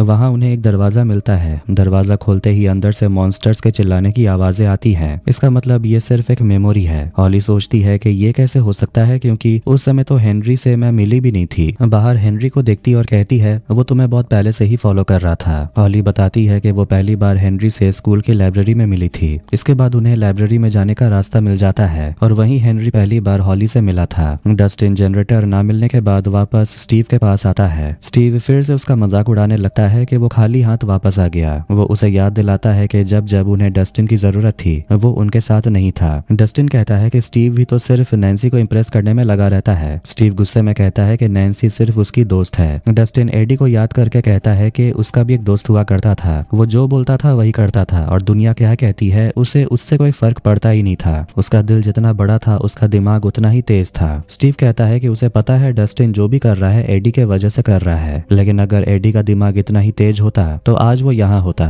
स्टीव कहता है कि उसने उस वक्त उन दोनों को कहा था कि ज्यादा हीरो बनने की जरूरत नहीं है, लेकिन एडी चमगादड़ों के झुंड में कूद गया। डस्टिन कहता है मुझे बचाने के लिए। स्टीव कहता है तुम भी जानते हो कि उसे हीरो बनने का शौक था और इसी चक्कर में उसने अपनी जान गंवा दी। ये सब सुनने के बाद दोनों में झगड़ा होने लगता है और बात मारपीट तक पहुंच जाती है। डस्टिन स्टीव पर लगातार वार करता है, उसे मुक्के मारता है, धक्के देता है। स्टीव गुस्से में वहां से चला जाता है। डस्टिन को वहां पर एक ऑफिस मिलता है और वो एक मैप देखता है। जोनाथन और नैन्सी सोच रहे होते हैं कि आखिर ये पिघली हुई चीज है क्या। वहां की हवा भी साफ होती है और वहां कई सारे लोग उन्हें जमे हुए मिलते हैं। इधर काली बताने लगती है कि जब वो भाग रही थी तो वो एक ऐसी जगह पहुंच गई थी जहां वो जाना नहीं चाहती थी। एक कमरे के अंदर उसे एक प्रेग्नेंट औरत मिलती है जहां उस औरत और उसके बच्चे के शरीर के अंदर काली का खून डाला जा रहा था। काली आगे अंदर जाती है तो वहां बहुत सारी प्रेग्नेंट औरत होती है जिनके अंदर काली का खून डाला जा रहा था। आखिर में सोल्जर्स काली को पकड़ लेते हैं। ये सुनकर 11 को याद आता है कि उनके साथ भी बिल्कुल ऐसा ही हुआ था। उन सब के अंदर हेनरी का ब्लड डाला गया था और अब डॉक्टर के फिर से मार्टिन ब्रेनर का प्रोजेक्ट शुरू करना चाहती है, लेकिन काली का खून वैसा काम नहीं कर रहा जैसा हेनरी का कर गया था। काली कहती है डॉक्टर तुम्हें भी पकड़कर तुम्हारे जैसे बच्चे बनाएंगे, हमारे नसीब में हैप्पी एंडिंग है ही नहीं।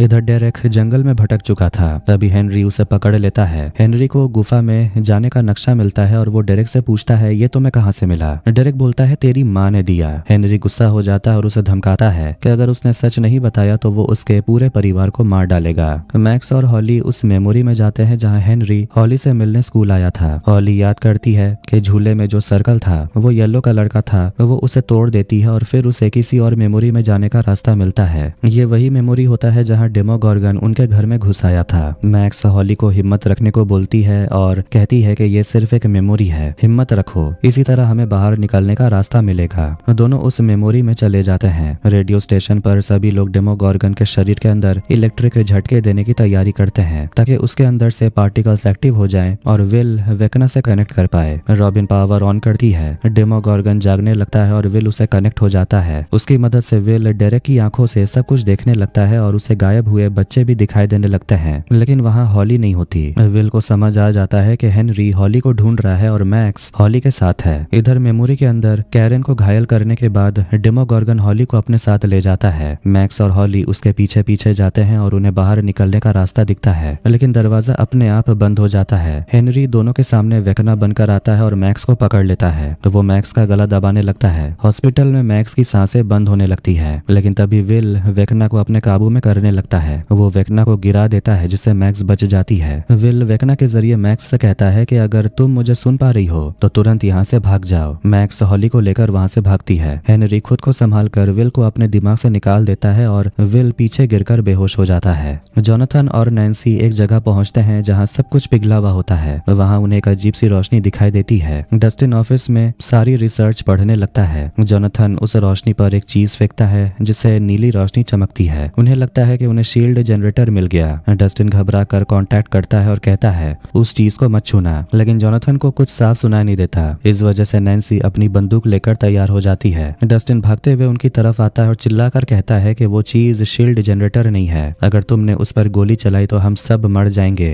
लेकिन तभी नैन्सी उस रोशनी पर गोली चला देती है। नैन्सी उस एनर्जी पर फायर कर देती है जिससे वो डार्क एनर्जी भड़क उठती है और जोर से ब्लास्ट करती है। एक बड़ी सी वेव दूर जाकर उस बड़ी दीवार से टकराती है जिससे हॉपर, 11 और काली भी देखते हैं। इधर असली दुनिया में सुबह के 5 बजे एरिका और मर्रे साइंस टीचर स्कॉट क्लार्क से मदद मांगने के लिए पहुंच जाते हैं। वो दोनों चाहते हैं कि स्कॉट उनके लिए एक टेलीमेट्री ट्रैकर बनाए। एरिका ये देखकर हैरान होती है कि उनके साइंस टीचर स्कूल के लाइब्रेरियन के साथ रंगरलियां मना रहे थे। एरिका और मर्रे कहते हैं कि आपको हमारी मदद करनी पड़ेगी क्योंकि यह जिंदगी और मौत का सवाल है। इधर स्टीव डस्टिन को ढूंढता है जो बहुत ज्यादा घबराया हुआ होता है। डस्टिन बताता है कि वो गलत था, शुरू से ही वो गलत था। स्टीव के जाने के बाद उसे डॉक्टर मार्टिन की डायरी मिली थी जिससे उसे पता चला कि वो दीवार वेकना ने नहीं बनाई थी बल्कि साइंस ने बनाई थी। थ्योरेटिकल फिजिसिस्ट उसे एक्सोटिक मैटर कहते हैं, एनर्जी का एक ऐसा सोर्स जिसने उस दीवार को थाम रखा है, और नैन्सी ने उस पर गोली चला दी। इधर नैन्सी और जोनाथन बेहोश पड़े होते हैं और उनके आसपास सब कुछ पिघल रहा होता है। डस्टिन समझ जाता है कि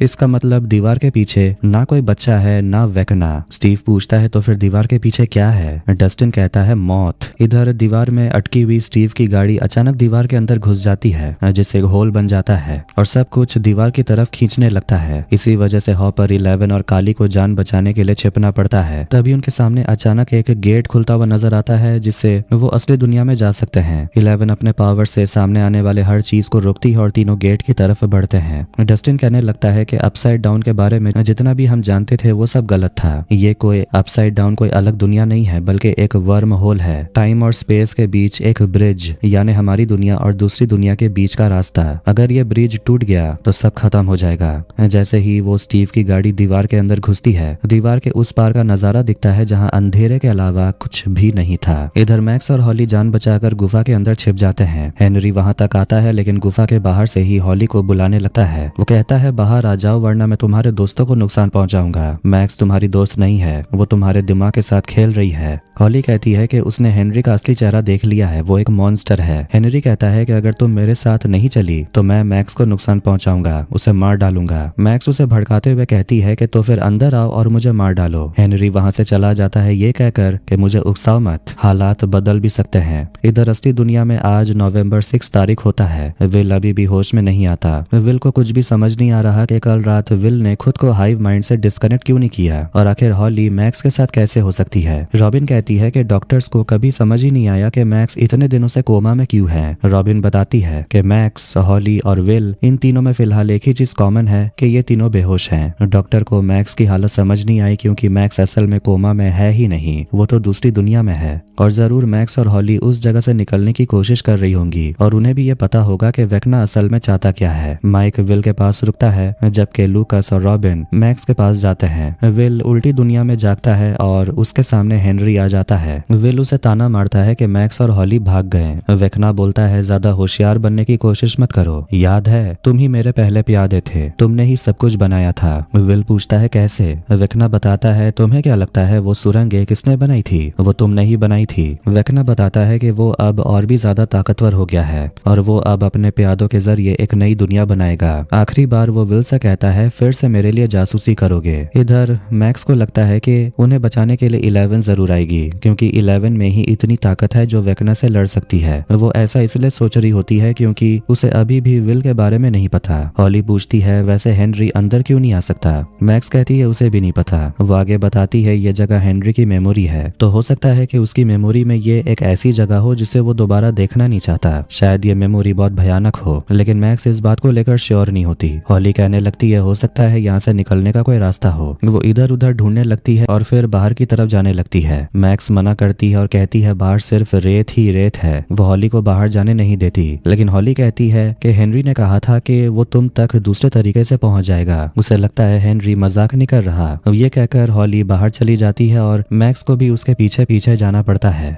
इधर आखिरकार हॉपर 11 और काली असली दुनिया में पहुंचते हैं और रेडियो स्टेशन आते हैं। 11 और माइक एक दूसरे से गले लगते हैं। हॉपर और जॉयस भी गले लगते हैं। माइक काली से मिलता है जो कि 11 की बहन है। 11 विल की हालत देखती है और जॉयस उसे रिक्वेस्ट करती है क्या तुम उसे ढूंढ सकती हो। स्टीव और डस्टिन नैन्सी और जोनाथन को ढूंढते हुए ऊपर की तरफ जाते हैं। तभी उनकी नजर ऊपर एक्सोटिक मैटर पर पड़ती है। जोनाथन और नैन्सी को होश आता है तो देखते हैं कि कमरे में सब कुछ पिघल रहा था। उन्हें दरवाजा भी मिलता है लेकिन दरवाजे का नॉब पिघला हुआ होता है। 11 विल को ढूंढने के लिए फिर से अपसाइड डाउन में जाती है। काली ये नोटिस करती और आकर हॉपर से कहती है कि 11 थोड़ी कमजोर हो गई है। ये सुनकर हॉपर को अच्छा नहीं लगता और वो उल्टा काली से पूछता है कि तुम कितने दिनों से जानती हो उसे? काली कहती है आपसे ज्यादा, वो तो मेरी बहन है, हम दोनों एक साथ बड़े हुए थे। हॉपर काली पर चिल्लाता है कि तुमने 11 के दिमाग में डर भर दिया है। काली उल्टा कहती है कि आपने भी 11 को जो कुछ सिखाया है उससे कोई मदद नहीं मिलने वाला। आप लोगों को क्या लगता है कि हेनरी मर जाएगा तो सब कुछ ठीक हो जाएगा? लाइट्स टिमटिमाने लगती है। माइक भागते हुए 11 के पास आता है। 11 होश में आकर कहती है मैं जितना विल के पास जाती हूँ वो उतना ही मुझसे दूर भाग जाता है। हॉपर सिग्नल बेहतर करने के लिए टैंक बनाने का सोचता है। इधर रॉबिन और लूकास हॉस्पिटल पहुंचते हैं। रॉबिन को देखकर एडमिन डोरिस भड़क उठती है। विकी रॉबिन को अपने साथ ले जाती है। विकी कहती है कि मिलिट्री पुलिस तुम्हें ढूंढ रही है क्योंकि तुमने एक पेशेंट से नींद की गोलियां चुराई थी।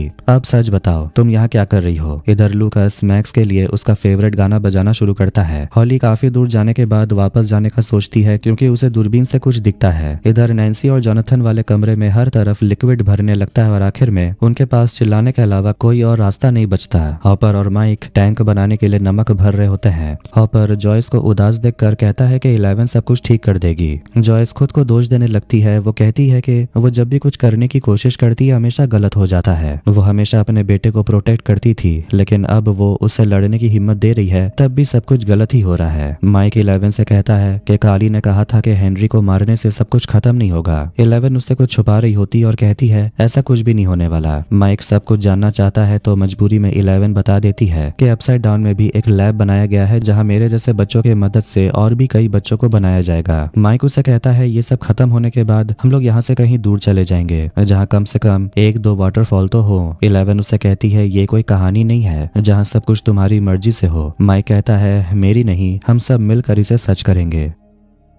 हॉली मैक्स को दिखाती है कि दूरबीन में जो ढक्कन लगा है उसका आकार बिल्कुल गुफा जैसा है। शायद ये आकार किसी और चीज से मैच करता और हो सकता है वही बाहर निकलने का दरवाजा हो। तभी अचानक हॉली जहाँ खड़ी थी नीचे से जमीन टूटती है और वो नीचे लटक जाती है। मैक्स उसे बचा लेती है और दोनों देखते हैं कि नीचे जाने का एक रास्ता था। रॉबिन विकी को मॉन्स्टर्स और अपसाइड डाउन के बारे में बता देती है लेकिन विकी को लगता है कि रॉबिन नशेड़ी बन गई है। इसी वजह से वो उससे ना मिलती है और ना अपने दोस्तों के साथ समय बिता है। रॉबिन वहां से निकलने लगती है लेकिन 2 सोल्जर्स उसे पकड़ लेते हैं। स्टीव अपनी जान जोखिम में डालकर नैन्सी और जोनाथन तक पहुंचने की कोशिश करता है। ये देखकर डस्टिन डर जाता है और उसे रोकता है। कहता है कि अगर तुम्हें कुछ हो गया तो मैं खुद को नहीं संभाल पाऊंगा। डस्टिन स्टीव को गले लगा लेता है और तभी देखते हैं कि स्टीव ने जो सीढ़ी लगाई थी वो नीचे गिर जाती है। मतलब सही समय पर डस्टिन ने स्टीव को बचा लिया। नैन्सी और जोनाथन मान लेते हैं कि अब वो दोनों जिंदा नहीं बच सकते। आखिरी वक्त में वो पुराने समय को याद करके खुश होते हैं। नैन्सी साफ कह देती है कि उसका और स्टीव का कुछ भी नहीं हो सकता, क्योंकि वो स्टीव से अब प्यार नहीं करती, वो सिर्फ जोनाथन से प्यार करती है। जोनाथन टेप निकालकर नैन्सी को देता है जिसमें एक रिंग होती है और वो नैन्सी को शादी के लिए प्रपोज करता है। नैन्सी की आंखों में आंसू आ जाते हैं और वो हाँ कर देती है। तभी वो देखते हैं कि जो सब कुछ पिघल रहा था वो पूरी तरह से अब फ्रीज हो चुका था, मतलब वो बच चुके हैं। दोनों खुशी से गले लगते हैं। इधर 11 विल को ढूंढने के लिए टैंक में जाती है। वॉइड में 11 विल से कहती है कि मैं तुम्हें ढूंढने आ रही हूँ, बस बताओ तुम कहाँ हो। तभी 11 उस जगह पहुंच जाती है जहाँ वेकना ने विल को पकड़कर रखा होता है। 11 तुरंत विल को आजाद कर देती है। हॉली और मैक्स उस टनल के नीचे आते हैं। वहाँ उन्हें खून और टूटा हुआ चश्मा मिलता है। उन्हें वहाँ लैब का एक घायल साइंटिस्ट मिलता है जो बंदूक निकाल लेता है। असल में वो बंदूक हेनरी पर तान देता है। हेनरी डॉक्टर से कहता है कि आपको मदद की जरूरत है। डॉक्टर बहुत ज्यादा डरा हुआ होता है और हेनरी पर गोली चला देता है जो उसके हाथ में लगती है। गुस्से में हेनरी डॉक्टर के हाथ से बंदूक गिरा देता है और पत्थर से उसे मारने लगता है। मैक्स और हॉली ये मंजर देखकर बहुत डर जाते हैं। वो भागते हैं लेकिन हर तरफ दरवाजे बंद होते हैं। मैक्स जैसे ही पत्थर हटाकर रास्ता ढूंढती है उसे अपना फेवरेट गाना सुनाई देता है, मतलब बाहर निकलने का रास्ता कहीं सामने ही था। हेनरी डॉक्टर के हाथ से केस लेकर खोलता है। मैक्स बाहर निकलने के रास्ते के बहुत करीब होती है। हॉस्पिटल में धीरे धीरे उसे होश आने लगता है।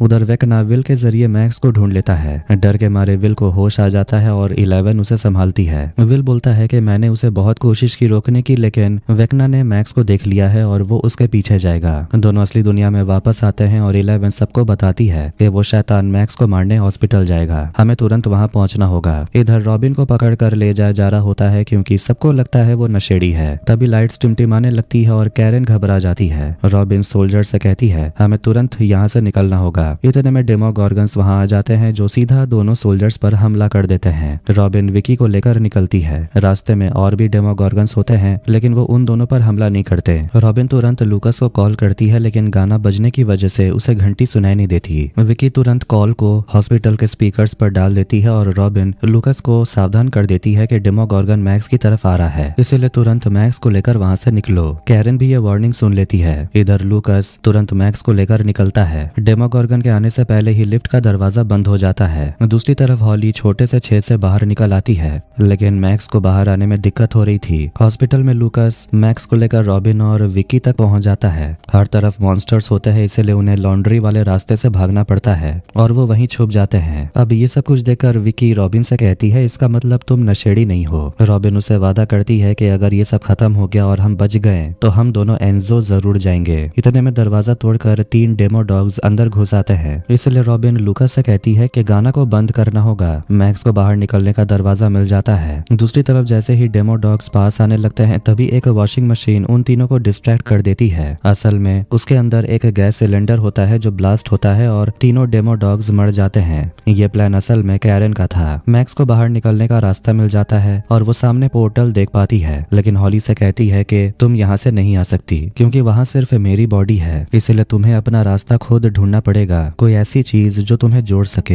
हॉली घबरा जाती है, कहती है कि वो अकेले यहाँ से नहीं निकल सकती। मैक्स उसे समझाती है सिर्फ अपने अंदर भरोसा रखो, तुमने यहाँ जो कर दिखाया है वो मैं कभी नहीं कर पाई। मैं यहाँ कई सालों से बंद हूँ और यहाँ से निकलने की उम्मीद भी छोड़ चुकी थी। अगर आज तुम जबरदस्ती ना करती तो मैं कभी यहाँ से बाहर नहीं निकल पाती। तुमने मेरी जान बचाई है, इसलिए तुम किसी हीरो से कम नहीं हो। हॉली मैक्स को गले लगाती है और फिर मैक्स पोर्टल की तरफ दौड़ने लगती है। अब आखिरकार रियल वर्ल्ड में मैक्स को होश आ जाता है। लूकस उसके लिए काफी फिक्र कर रहा था, लेकिन पहले तो मैक्स को कुछ समझ नहीं आ रहा था कि ये सब सच में रियल है। विकी उसे कहती है खुद पर ज्यादा स्ट्रेस मत दो, अभी अभी आंखें खुली है, तुम्हारी मसल्स फिलहाल बहुत कमजोर है। अब मैक्स काफी खुश होती है कि आखिरकार वो असली दुनिया में आ गई। मैक्स लूकस को गले लगाती है और कहती है कि वो उसी की वजह से लौट पाई है। आखिर में माइक 11 और हॉपर भी आ जाते हैं और किसी को भी यकीन नहीं हो रहा था कि मैक्स सच में वापस लौट आई है। मैक्स पूछती है वैसे मैं हूँ कहाँ, तो रॉबिन बताती है हमारे पीछे डेमो डॉग्स पड़े बैठे थे, लेकिन तभी कैरन वहां पहुंचकर है कि वेकना बहुत गुस्से में होगा क्योंकि मैं बाहर आ गई। माइक पूछता है हॉली कहाँ है। तभी पता चलता है कि हॉली को आखिरकार होश आ जाता है, जो असल में वेकना के कैद में होती है। साथ ही बाकी बच्चे भी वहीं थे। वो किसी तरह खुद को छुड़ाती है। हॉली जाल से बाहर निकलती है, आसपास पूरी जगह को देखती है और तभी उसकी नजर ऊपर वेकना पर पड़ती है। वो बाहर निकलती है तो बाहर कभी न खत्म होने वाला रेगिस्तान होता है। जैसे ही वेकना जमीन पर लैंड करता है, हॉली वहां से भाग निकलती है। जोनाथन बाहर निकलने के लिए दरवाजा पीटने की कोशिश कर रहा था, लेकिन नैन्सी उसे रोकती और कहती है अगर हमें कुछ हो गया तो और बड़ी प्रॉब्लम हो जाएगी, इसलिए रुक जाओ। तभी दूसरी तरफ से दीवार टूटने की आवाज आती है और वो स्टीव होता है। ये देखकर दोनों राहत की सांस लेते हैं और फिर सब बाहर निकलते हैं। डस्टिन कसकर नैन्सी को गले लगा लेता है और माफी मांगता है। नैन्सी कहती है मैं समझती हूँ, तुम्हें भी लगा होगा कि हम दोनों बच नहीं पाएंगे। फिर वो पूछती है वैसे मैंने किस चीज पर गोली चलाई थी। डस्टिन कहता है टिन ब्रेनर की डायरी दिखाता है जिसमें सब कुछ लिखा होता है। ये जगह कैसे बनी, यहाँ आने का दरवाजा कैसे बना। वो ये भी बताता है कि हॉली दीवार के उस पार नहीं है और वो कहाँ वो अपसाइड डाउन में नहीं है। इधर हॉली अपनी जान बचाकर दौड़ रही होती है, तभी एक पत्थर से टकराकर वो गिर जाती है। वो देखती है कि अंदर से अपसाइड डाउन जैसी रोशनी बाहर आ रही थी। वो मैक्स की बात याद करती है कि कैसे हॉकिंस के टुकड़े हो गए। पत्थर हटाती है और वहां से नीचे कूद जाती है। वो अपसाइड डाउन में गिरने लगती है और जोर जोर से चिल्लाती है। हॉली की आवाज नैन्सी सुन लेती है। इधर हॉकिंस में साइंस टीचर स्कॉट किसी तरह बैलून्स की मदद से ट्रैकर बनाने की कोशिश कर रहा था, लेकिन कोई फायदा नहीं होता, जिस वजह से मर्रे बहुत ज्यादा गुस्से में आ जाता है। उन्हें कोई सिग्नल नहीं मिल रहा था, लेकिन जैसे ही वो लोग बैलून्स को ऊपर छोड़ते हैं वैसे ही सिग्नल मिलने लगता है। विल वेकना के बारे में सोच रहा था कि वो विल को आखिरी बार अपना जासूस बनाने वाला है, इसी वजह से वो काफी टेंशन में था। तभी उसकी माँ उसे खुशखबरी देती है कि मैक्स सेफ है, लेकिन विल को फिर भी राहत नहीं मिलती। वो कहता है कि लूकस के हिसाब से आज ही वो दिन है जब वेकना अपने प्लान को अंजाम देगा। विल खुद को कमजोर मानता है और कहता है कि उस राक्षस को पता था कि मैं इस शहर का सबसे कमजोर बच्चा हूँ, इसलिए उसने मुझे सबसे पहले चुना था। वो अपनी माँ को ये बात भी बता देता है कि शहर के नीचे टनल्स उसी ने खुद बनाए थे। ये वही टनल्स है जिनकी मदद से अपसाइड डाउन इस दुनिया से जुड़ी हुई थी और इन्हीं टनल्स की वजह से कितने लोगों की जान गई। अगर वेकना एक बच्चे से इतना कुछ करा सकता है तो 12 बच्चों से वो क्या क्या हासिल कर लेगा। जॉयस उसे भरोसा दिलाती है कि वो मॉन्स्टर कुछ नहीं कर पाएगा क्योंकि उसके पास 12 बच्चे नहीं हैं। हॉली उसके पास नहीं है और जो कुछ भी हुआ उसमें तुम्हारी गलती नहीं थी। इधर अचानक हॉस्पिटल में मिलिट्री के कुछ लोग घुस आते हैं। मैक्स बाकियों को बताती है कि उसने हॉली से कहा था कि वो अपसाइड डाउन में जाकर अपने घर में छिप जाए, मतलब अगर उन्हें हॉली को ढूंढना है तो उन्हें वापस अपसाइड डाउन में जाना पड़ेगा। तभी एरिका अपने भाई लूकस को कॉल करती है। कैरन को कुछ समझ नहीं आ रहा था तो सब लोग उसे समझाते हैं कि अपसाइड डाउन असल में है क्या। लूकस सबको बताता है कि एरिका और मिस्टर स्कॉट ने डस्टिन और बाकियों का पता लगा लिया है। तभी विकी अंदर आती और कहती है हमें निकलना होगा, मिलिट्री वाले आ गए हैं। इसके बाद तुरंत मैक्स को लेकर सब लोग निकलते हैं, लेकिन कैरन की हालत अभी भी बहुत ज्यादा नाजुक थी और वो चल भी नहीं पा रही थी। विकी उन्हें समझाती है ऐसा करने पर आपकी जान भी जा सकती है, लेकिन कैरन अपनी बेटी को ढूंढना चाहती थी। माइक अपनी माँ को समझाता है कि मैं और मेरे दोस्त मिलकर सब कुछ संभाल लेंगे और हॉली को वापस लेकर आएंगे। दोनों गले लगते हैं, जिसके बाद सब लोग तुरंत हॉकिंस लैब से बाहर स्कॉट से मिलते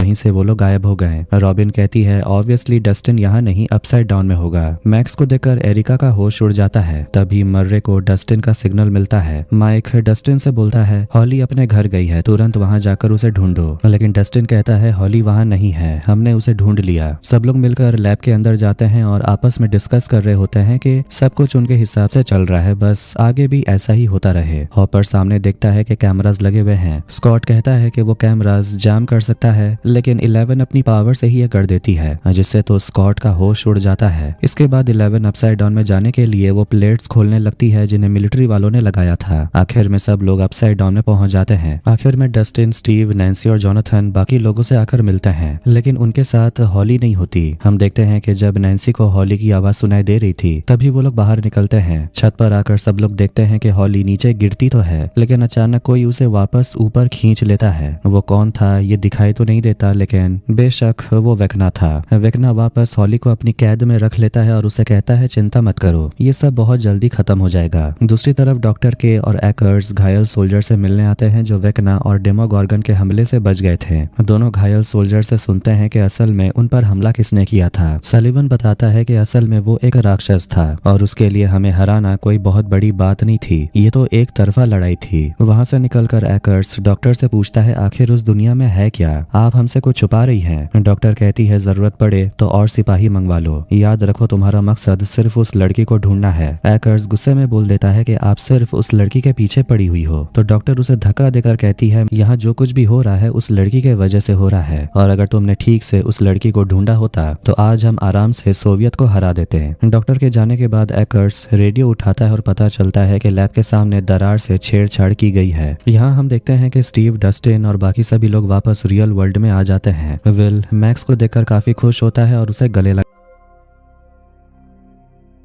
है कि तुमने क्या किया था। विल बस मुस्कुराता है। इसके बाद सभी लोग रेडियो स्टेशन के अंदर आते हैं। लूकस मैक्स को भरोसा दिलाता है कि हॉली जरूर लौट आएगी, लेकिन मैक्स को चिंता है कि हॉली शैतान के साथ है, बिल्कुल अकेली है, और अब वो सोचने लगती है कि शायद उसे भी वहीं रहना चाहिए था। खैर इसके बाद डस्टिन सबको असलियत बताता है, जो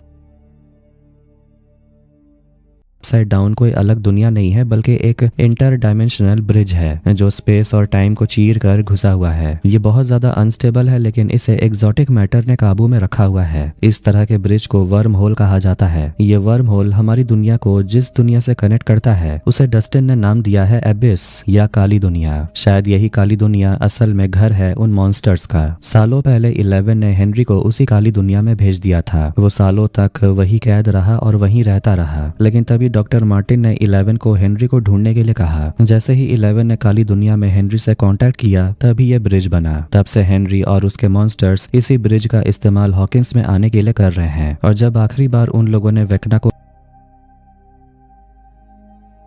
यही रीजन है कि उन्हें वेकना किसी भी क्रॉल में नहीं मिला और इसी वजह से हॉली आसमान से गिरी थी। विल बताता है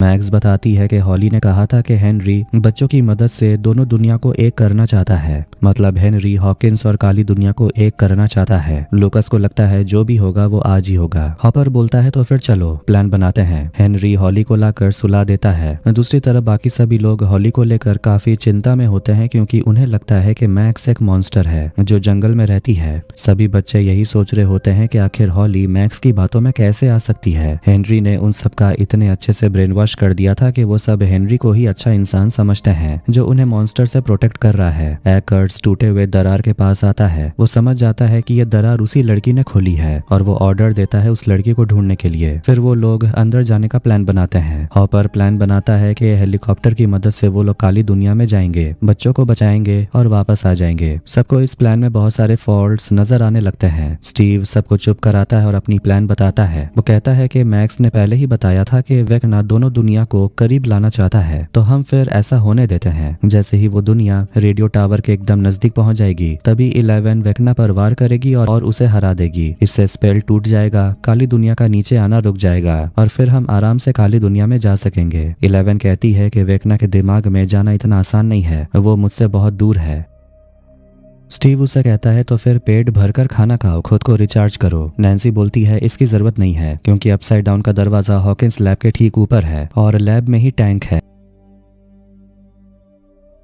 मैक्स कहती है मैं भी तुम्हारी मदद करूंगी क्योंकि मैं हेनरी के दिमाग के चप्पे चप्पे को जानती हूँ। काली कहती है इस बार मैं भी तुम्हारे साथ जाऊंगी और हम दोनों मिलकर अपने भाई को मारेंगे। एक आखिरी बात, डस्टिन प्लान बनाता है कि काली दुनिया से निकलने से पहले एग्जॉटिक मैटर के नजदीक एक बॉम्ब लगाएंगे, टाइमर सेट करेंगे और फिर अपसाइड डाउन से निकलते ही बॉम्ब ब्लास्ट हो जाएगा। इससे ब्रिज टूट जाएगा और वेकना और उसके मॉन्स्टर्स का काम तमाम हो जाएगा। हॉली को जैसे ही होश आता है डेरेक और बाकी बच्चे उसे संभालने के लिए आते हैं और कहने लगते हैं मिस्टर वॉटसेट बहुत अच्छे इंसान है। लेकिन हॉली उन्हें मिस्टर वॉटसेट की सच्चाई बताती है, पर कोई भी बच्चा हॉली की बात नहीं सुनता। हॉली डेरेक से कहती है वो बाकी बच्चों को सच बताए, लेकिन वो अपने परिवार के खातिर हॉली से कहता है कि मैक्स मॉन्स्टर है। ये सुनकर हॉली निराश होती है। फिर वो सभी बच्चों पर हमला करके भागने वाली होती है, लेकिन बाकी बच्चे उसे सीढ़ी से नीचे गिरा देते हैं। 11 मर्रे के ट्रक को सीधा कर देती है। हॉपर जॉयस से बात करते हुए सोच रहा होता है कि आखिर 11 काली को अपने साथ क्यों ले जाना चाहती है। हॉपर को काली पर बिल्कुल भी भरोसा नहीं था। जॉयस कहती है 11 काली पर भरोसा करती है, तुम्हें भी करना चाहिए। तुम्हारे और 11 के बीच कुछ हुआ था क्या? हॉपर कहता है कुछ भी नहीं हुआ।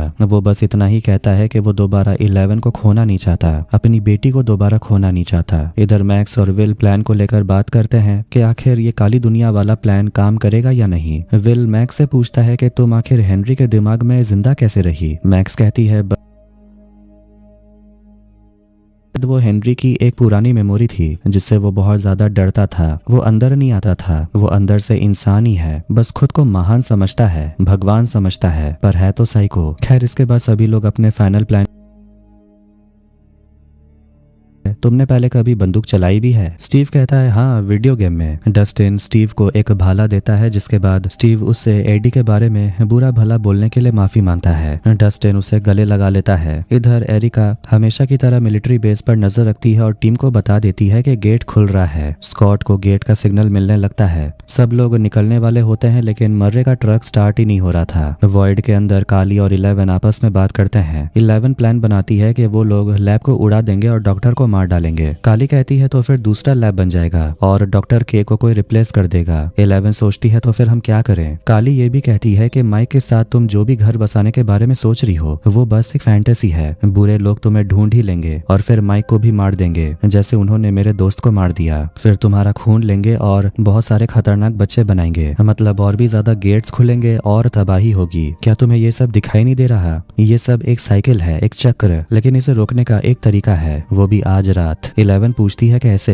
काली बताती है कि अपने भाई हेनरी को मारने के बाद, सभी बच्चों को बचाने के बाद हम बाकियों के साथ वहां से निकलेंगे नहीं, बल्कि वहीं ब्रिज पर रुकेंगे। जैसे ही अपसाइड डाउन खत्म हो जाएगी उसके साथ हम दोनों भी खत्म हो जाएंगे। बस यही एक रास्ता है और कोई रास्ता नहीं है। इसके बाद ट्रक रेडी हो जाती है और वो सभी लोग निकलते हैं, लेकिन 11 थोड़ी परेशान लग रही थी। जाने से पहले विल अपनी माँ को बताता है कि वेकना को काबू में करना इतना आसान नहीं है। जब मैं उसके दिमाग में घुसा था तो उसने मुझे बहुत बुरी चीजें दिखाई थी। जॉयस कहती है वो सिर्फ तुम्हें झूठ दिखाता है, वो सिर्फ भ्रम है। विल कहता है नहीं, वो मेरे बारे में सब कुछ जानता है, मेरे सारे सीक्रेट्स, मेरे सारे थॉट्स, सब कुछ, इसलिए मुझे आपको सच बताना ही होगा। इतने में वहां पर माइक आता है, कहता है 5 मिनट में निकलने वाले हैं। विल माइक को रोकता है और कहता है मुझे तुम सबको सच बताना है। सब लोग इकट्ठे होते हैं और विल हिम्मत करके सबको बता देता है कि उसे लड़कियां पसंद नहीं है। रॉबिन उसे हिम्मत रखने को बोलती है। विल तब जाकर सब कुछ साफ साफ बता देता है कि वेकना ने उसे उसका फ्यूचर दिखाया था, कि उसके अलग होने की वजह से सब लोग उससे दूर चले जाएंगे और विल अकेला हो जाएगा। जॉयस और जोनाथन कहते हैं हम तुम्हें कभी अकेला नहीं छोड़ेंगे। सब लोग विल को गले लगाते हैं। मैक्स भी इमोशनल हो जाती है और कहती है अगर मैं चल पाती तो तुम्हें गले लगाती। विल खुश होकर उसे गले लगाता है। विल 11 से कहता है कि वेकना अपनी दुनिया में या फिर हमारी दुनिया में कहीं भी छुप सकता है। हथियार तो मिलिट्री के पास भी थे, लेकिन फिर भी वो उसके सामने टिक नहीं पाए। मुझे पता है तुम काफी हो उसे हराने के लिए, लेकिन हम सब तुम्हारे साथ हैं और अब मैं डरा हुआ नहीं हूँ। इधर अंधेरा होते ही मर्रे ट्रक लेकर मिलिट्री बेस तक पहुंचता है। स्कॉट अपने डिवाइस से गेट खोलता है। सोल्जर्स ट्रक पर गोली चलाने लगते हैं और डॉक्टर के भी बाहर आकर गोली चलाती है। नैन्सी कुछ सोल्जर्स को मार गिराती है। हॉपर को ट्रक में चढ़ाने के बाद वो लोग निकल जाते हैं और अपसाइड डाउन के अंदर चले जाते हैं। डॉक्टर ये देखते रह जाती है। अंदर काली 11 को तैयार हो जाने को बोलती है, क्योंकि उन दोनों का तो कोई और ही प्लान था। इधर हेनरी के घर पर हेनरी कैंडल जलाता है, बच्चों को इकट्ठा करता है और कहता है वक्त आ गया है। सब लोग एक दूसरे का हाथ पकड़ते हैं और हेनरी सबको अपने वश में कर लेता है।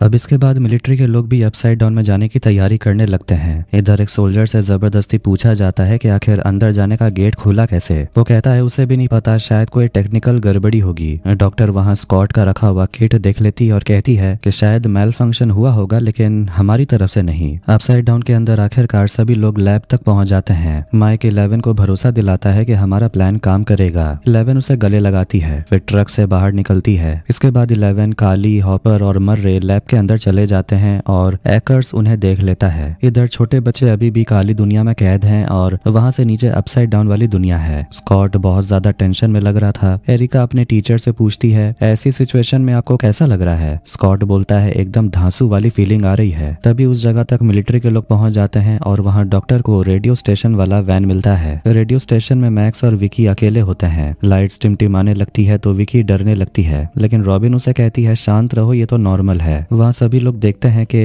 अभी तक काली दुनिया नीचे आना शुरू नहीं हुई है। जोनाथन सभी से कहता है कि 2 ग्रुप में बढ़ जाते हैं, टावर में जल्दी जल्दी नहीं, आराम से चढ़ना और थोड़ा आराम भी करना। लैब में सब लोग स्लीप डेप्रिवेशन टैंक के पास आते हैं। मर्रे वहाँ पर बिजली ऑन करता है। अब बस 11 को टैंक के अंदर जाना है। हॉपर 11 को प्लान समझा देता है। 11 कहती है कि मैं उसे मारकर ही वापस लौटूंगी, इसलिए मुझे जल्दी बाहर मत निकालना। टैंक के अंदर जाने के बाद काली भी अपनी आंखें बंद कर लेती है। इधर टावर चढ़ते वक्त माइक 11 से कहता है कि तुम इतने साल अकेले थे और मैं तुम्हारे साथ होते हुए भी नहीं था। मैं तुम्हें समझ तक नहीं पाया, इसके लिए सॉरी। विल कहता है मुझे खुद को समझने में इतना समय लगा, लेकिन मैं खुश हूँ कि तुम अभी भी मेरे साथ हो। रेडियो स्टेशन में विकी खाने के लिए जाती है, मगर अचानक वो गायब हो जाती है और ये देखकर मैक्स घबरा जाती है। तभी मैक्स को ऐसा लगता है जैसे वो चल सकती है। असल में विकी देखती है कि मैक्स ट्रांस में चली गई है। मैक्स वॉइड में पहुंच जाती है 11 और काली के पास उनकी मदद के लिए। इधर टावर के ऊपर जैसे ही सब लोग पहुंचते हैं वैसे ही काली दुनिया नीचे आना शुरू हो जाती है और अब उनके पास ज्यादा समय नहीं है। इधर टावर के ऊपर जैसे ही सब पहुंचते हैं, मर्रे हॉपर को रेडियो करके बता देता है कि काली दुनिया हमारे ऊपर गिरने वाली है। इधर तीनों लड़कियों को वेखना मिल जाता है, लेकिन वहां वो उसे मार नहीं सकते क्योंकि ये असल में 11 का सिर्फ दिमाग है। 11 वेखना को पकड़ती है और सब लोग पास्ट में पहुंच जाते हैं, मतलब हेनरी की मेमोरी में। हॉपर के इशारों से 11 समझ जाती है कि काली दुनिया नीचे आना शुरू हो गई है, इसलिए वो दोनों मैक्स से मदद मांगती है जो हेनरी के दिमाग के चप्पे चप्पे को जानती है। मैक्स उन लोगों को थिएटर लेकर जाती है। दूसरी तरफ रेडियो स्टेशन पर मिलिट्री के लोग पहुंच जाते हैं। विकी उन्हें आते हुए देख लेती है, लेकिन मिलिट्री वालों को अंदर कुछ भी नहीं मिलता क्योंकि विकी मैक्स को लेकर खुफिया दरवाजे के अंदर छुप गई थी। इधर सब देखते हैं कि गड़बड़ हो गई है। टावर का नोकीला हिस्सा काली दुनिया के दरवाजे के अंदर नहीं घुसने वाला और अगर ये पत्थर नोकीले हिस्से से टकराया तो ये टावर टूट जाएगा। डस्टिन हॉपर से कहता है 11 को बोलो थोड़ा जल्दी करने, हमारे पास सिर्फ 30 सेकंड है। हॉपर 11 को सिग्नल भेजता है जो थिएटर में होती है। उसे कुछ समझ नहीं आ रहा कि वो करे क्या, क्योंकि उसने उसे बस इंतजार करने को कहा था। इधर काली दुनिया नुकीले हिस्से से टकरा जाती है जिससे पूरा टावर हिलने लगता है। मैक्स तुरंत 11 और काली को क्रील हाउस तक ले जाती है और 11 बिना वक्त गवाए हेनरी को बच्चों के सामने से उठाकर फेंक देती है, जिससे बच्चे होश में आ जाते हैं। इधर टावर हिलने के वजह से स्टीव नीचे लटक जाता है और आखिर में उसका हाथ छूट जाता है, लेकिन वक्त रहते जोनाथन उसे पकड़ लेता है। 11 के वजह से काली दुनिया का नीचे आना रुक जाता है। मैक्स हॉली को गले लगाती है और कहती है मैं तुम सबको बाहर निकालूंगी, लेकिन मैरी चिल्लाने लगती है कि मैक्स मॉन्स्टर है। मैक्स कहती है मैं मॉन्स्टर नहीं हूँ और मैं ये साबित कर सकती हूँ। अब धीरे धीरे सभी लोग काली दुनिया में आ जाते हैं। हेनरी देखता है कि सभी बच्चे गायब हैं। 11 कहती है तुम हार चुके हो। वो 11 को अपनी तरफ खींचकर पूछता है बच्चे कहाँ हैं। असल में यहाँ ये हो रहा था कि काली अपनी इल्यूजन पावर की मदद से बच्चों को ढक देती है, जिससे बच्चे हेनरी का असली चेहरा देख पाते हैं। हेनरी का भयानक हाथ देखकर बच्चे समझ जाते हैं कि हेनरी ही मॉन्स्टर है। मैक्स उन्हें बताती है कि हॉली ने जो कुछ भी कहा था वो सही था। हेनरी हमारी दुनिया को तबाह करने वाला है, इसीलिए हमें यहाँ से भागना होगा। हेनरी 11 के दिमाग से सब कुछ जान लेता है कि कैसे 11 और काली मिलकर उसे मारने की प्लानिंग कर रहे थे।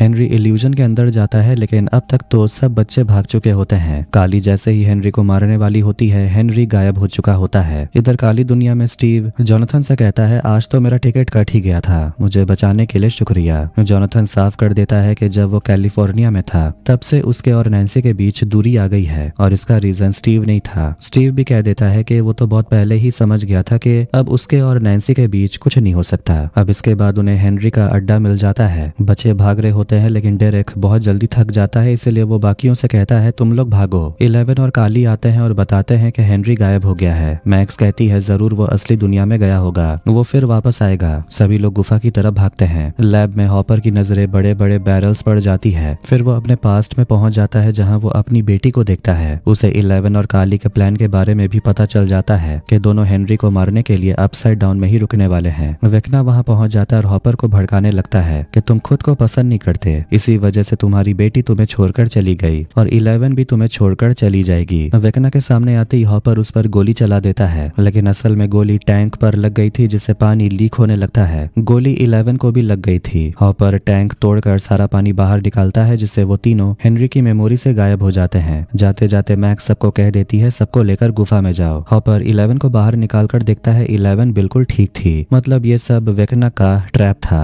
उसने हॉपर को बेवकूफ बनाया और उसका दिमाग भटका दिया। डॉक्टर मैक्स को ढूंढ लेती है। बेसमेंट में आकर डॉक्टर को सारे प्लान के बारे में पता चल जाता है। हॉपर 11 से पूछता है मुझसे नजर मिलाकर बात करो और बताओ क्या आज तुम अपनी जान देने वाली थी। 11 नजरें चुरा लेती है। हॉपर कहता है जब तक तुम वापस नहीं लौटोगी हम बॉम्ब ब्लास्ट नहीं करेंगे। काली हॉपर पर बंदूक तान देती है। 11 समझाने की कोशिश करती है कि ये चक्र मेरे साथ ही खत्म होगा। हॉपर उसे समझाता है हम साथ मिलकर इसे खत्म कर सकते हैं। तुमने बचपन से बहुत कुछ सहा है। तुम्हारी माँ तुमसे छीन ली गई, तुम्हारा बचपन तुमसे छीन लिया गया, तुम पर हमला हुआ, तुम्हारा फायदा उठाया गया। जिंदगी ने तुम्हारे साथ बहुत नाइंसाफी की है, इसलिए मैं चाहता हूँ कि तुम उन अच्छे दिनों के लिए लड़ो जो जल्द आने वाले हैं। ये सब सुनकर काली अपनी बंदूक नीचे कर लेती है। उसे भी यकीन हो गया था कि हॉपर सच में 11 से कितना प्यार करता है। एकर्स और उसकी टीम लैब तक पहुंच जाती है। दूसरी तरफ बच्चे भी गुफा तक पहुंचते हैं, लेकिन डेरेक कहीं नजर नहीं आता। हेनरी उसके पीछे ही था। किसी तरह हॉली डेरेक को लेकर अंदर आती है। जब हेनरी हॉली को खींचने वाला होता है तो डेरेक उसकी मदद करता है और वो लोग अंदर आ जाते हैं।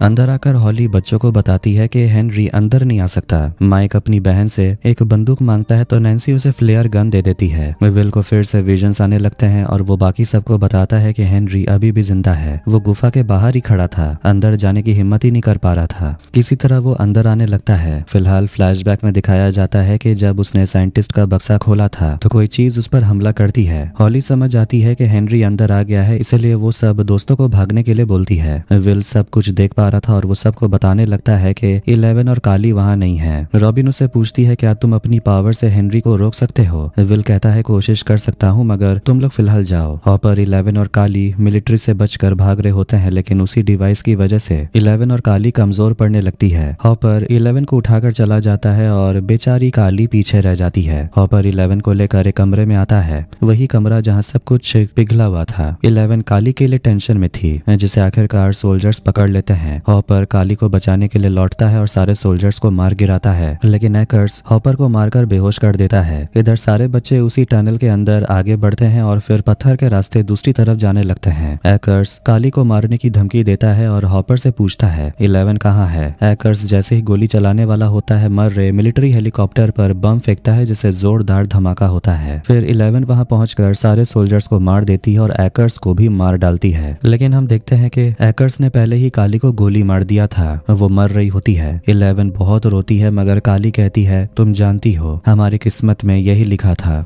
और फिर वो मर जाती है। हेनरी जैसे ही टनल के नीचे आता है, हॉली पीछे से उस पर रॉड से वार करती है, लेकिन हेनरी उसे बेहोश कर देता है। उसे वही फ्लैशबैक दिखता है जब वहां उसे साइंटिस्ट मिला था। विल भी ये मेमोरी देख रहा था। उसे समझ आ जाता है कि हेनरी बहुत डरा हुआ है। मर रहे हॉपर और 11 को देखकर काफी खुश होता है, लेकिन उसे दुख होता है कि काली बच नहीं पाई। 11 की नजर हवा में तैरती हुई चट्टानों पर जाती है और वो कहती है कि इनके जरिए वो काली दुनिया में जा सकती है। हॉपर 11 से पूछता है तुम वेकना को मार भी दोगी। उसके बाद किया। 11 इमोशनल होकर पुराने समय को याद करती है जब हॉपर ने उसे जंगल में ढूंढा था। हॉपर ने ही उसे पाला, बड़ा किया और सबको सिखाया। 11 हॉपर को उसकी बेटी सारा का ब्रेसलेट लौटाती है और कहती है मैं आपकी बेटी सारा नहीं हूँ। उसका जाना उसके हाथ में नहीं था, आपको बस मुझ पर भरोसा करना होगा। इधर हेनरी अपने भयानक अतीत के याद में साइंटिस्ट को मार डालता है और उसका बक्सा खोलता है जिसमें माइंड फ्लेयर पार्टिकल्स था। काली दुनिया से उसे आवाज आती है मुझे ढूंढो। फिर वो चीज उसके शरीर के अंदर घुस जाती है। साइंटिस्ट कहता है अब तुम्हें लड़ना होगा वरना वो तुम्हें खा जाएगा। तभी माइंड फ्लेयर की ताकत से अनजाने में ही हेनरी साइंटिस्ट को मार देता है और डर के मारे भाग जाता है। विल समझ जाता है कि इस सब में हेनरी की कोई गलती नहीं थी, हेनरी तो बस एक बच्चा था। इसी वजह से माइंड फ्लेयर नहीं चाहता था कि हेनरी गुफा में घुसे ताकि उसे सच्चाई पता न चल जाए। माइंड फ्लेयर ने हेनरी का इस्तेमाल किया। विल उसे कहता है अगर ऐसा है तो मुझसे लड़ सकते हो, तुम हमारी मदद कर सकते हो, लेकिन हेनरी मना कर देता है। वो कहता है माइंड फ्लेयर ने मुझे दिखाया कि ये दुनिया कितनी बुरी है, उसने मुझे कभी कंट्रोल नहीं किया। हेनरी कहता है कि तुम अभी तक समझे नहीं, अगर मैं चाहता तो उससे लड़ सकता था लेकिन मैंने उसे जुड़ना चुना। तभी अचानक हेनरी का अड्डा जो माइंड फ्लेयर जैसा दिखता है जिंदा होने लगता है। हेनरी कहता है कि उसे मेरी जरूरत थी और मुझे उसकी, हम दोनों एक हैं। इधर वो विशाल स्पाइडर माइंड फ्लेयर सबके पीछे दौड़ने लगता है। डस्टिन फंस जाता है लेकिन आखिरकार उसके दोस्त उसे बचा लेते हैं। अंत में माइंड फ्लेयर सबको घेर लेता है मगर 11 आकर सबको बचा लेती है। माइंड फ्लेयर 11 की तरफ बढ़ता है और 11 उसकी ओर दौड़ती है। वो उसके शरीर के अंदर घुसकर वेकना को गिरा देती है जो माइंड फ्लेयर को कंट्रोल कर रहा था। इसके बाद दोनों अपनी अपनी ताकत से एक दूसरे से लड़ने लगते हैं। यहाँ दोस्त भी 11 की मदद करना चाहते हैं। लुकस प्लान बनाता है कि सब लोग घाटी के ऊपर तैयार रहेंगे और किसी को उस राक्षस को वहाँ खींच कर लाना होगा, फिर सब मिलकर उस पर हमला करेंगे। नैन्सी कहती है मैं माइंड फ्लेयर को घाटी तक लेकर आऊंगी। नैन्सी माइंड फ्लेयर पर गोली चलाती है जिससे वेकना डगमगा जाता है। 11 मौका देखकर उस पर हमला करती है। नैन्सी माइंड फ्लेयर को घाटी तक ले जाती है और उस पर गोली चलाती है, लेकिन उसकी गोलियां खत्म हो जाती है। सही वक्त पर सभी दोस्त मिलकर माइंड फ्लेयर पर हमला कर देते हैं। उसके कमजोर होते ही 11 वेकना को अपने काबू में कर लेती है। डस्टिन और स्टीव एडी की मौत का बदला लेने के लिए माइंड फ्लेयर के अंडों को तोड़ देते हैं। विल आखिरकार हेनरी को कंट्रोल करने लगता है। वो हेनरी का हाथ तोड़ देता है और 11 अपनी शक्तियों से उसे पीछे ढकेल देती है। हेनरी एक नुकीले कांटे में घुसकर मर जाता है। उसी के साथ माइंड फ्लेयर भी गिरकर खत्म हो जाता है। नैन्सी अंदर आती है और 11 को सुरक्षित देखकर उसे गले लगाती है, फिर अपनी बहन को बाहर निकालती है। हॉली होश में आती है और आखिरकार माइक अपनी छोटी बहन से मिलता है। बाकी सब मिलकर दूसरे बच्चों को भी आजाद करते हैं और उन्हें होश में लाते हैं, मगर वेकना अभी भी पूरी तरह मरा नहीं था। वो तड़प रहा था। जॉयस उसकी आंखों में देखती है, अपने पुराने दर्द याद करती है और कहती है, तुमने गलत परिवार से पंगा ले लिया। वो कुल्हाड़ी से उसका गला काट देती है। सबके दिल को सुकून मिलता है क्योंकि इस शैतान की वजह से सब ने अपने अपनों को खोया था।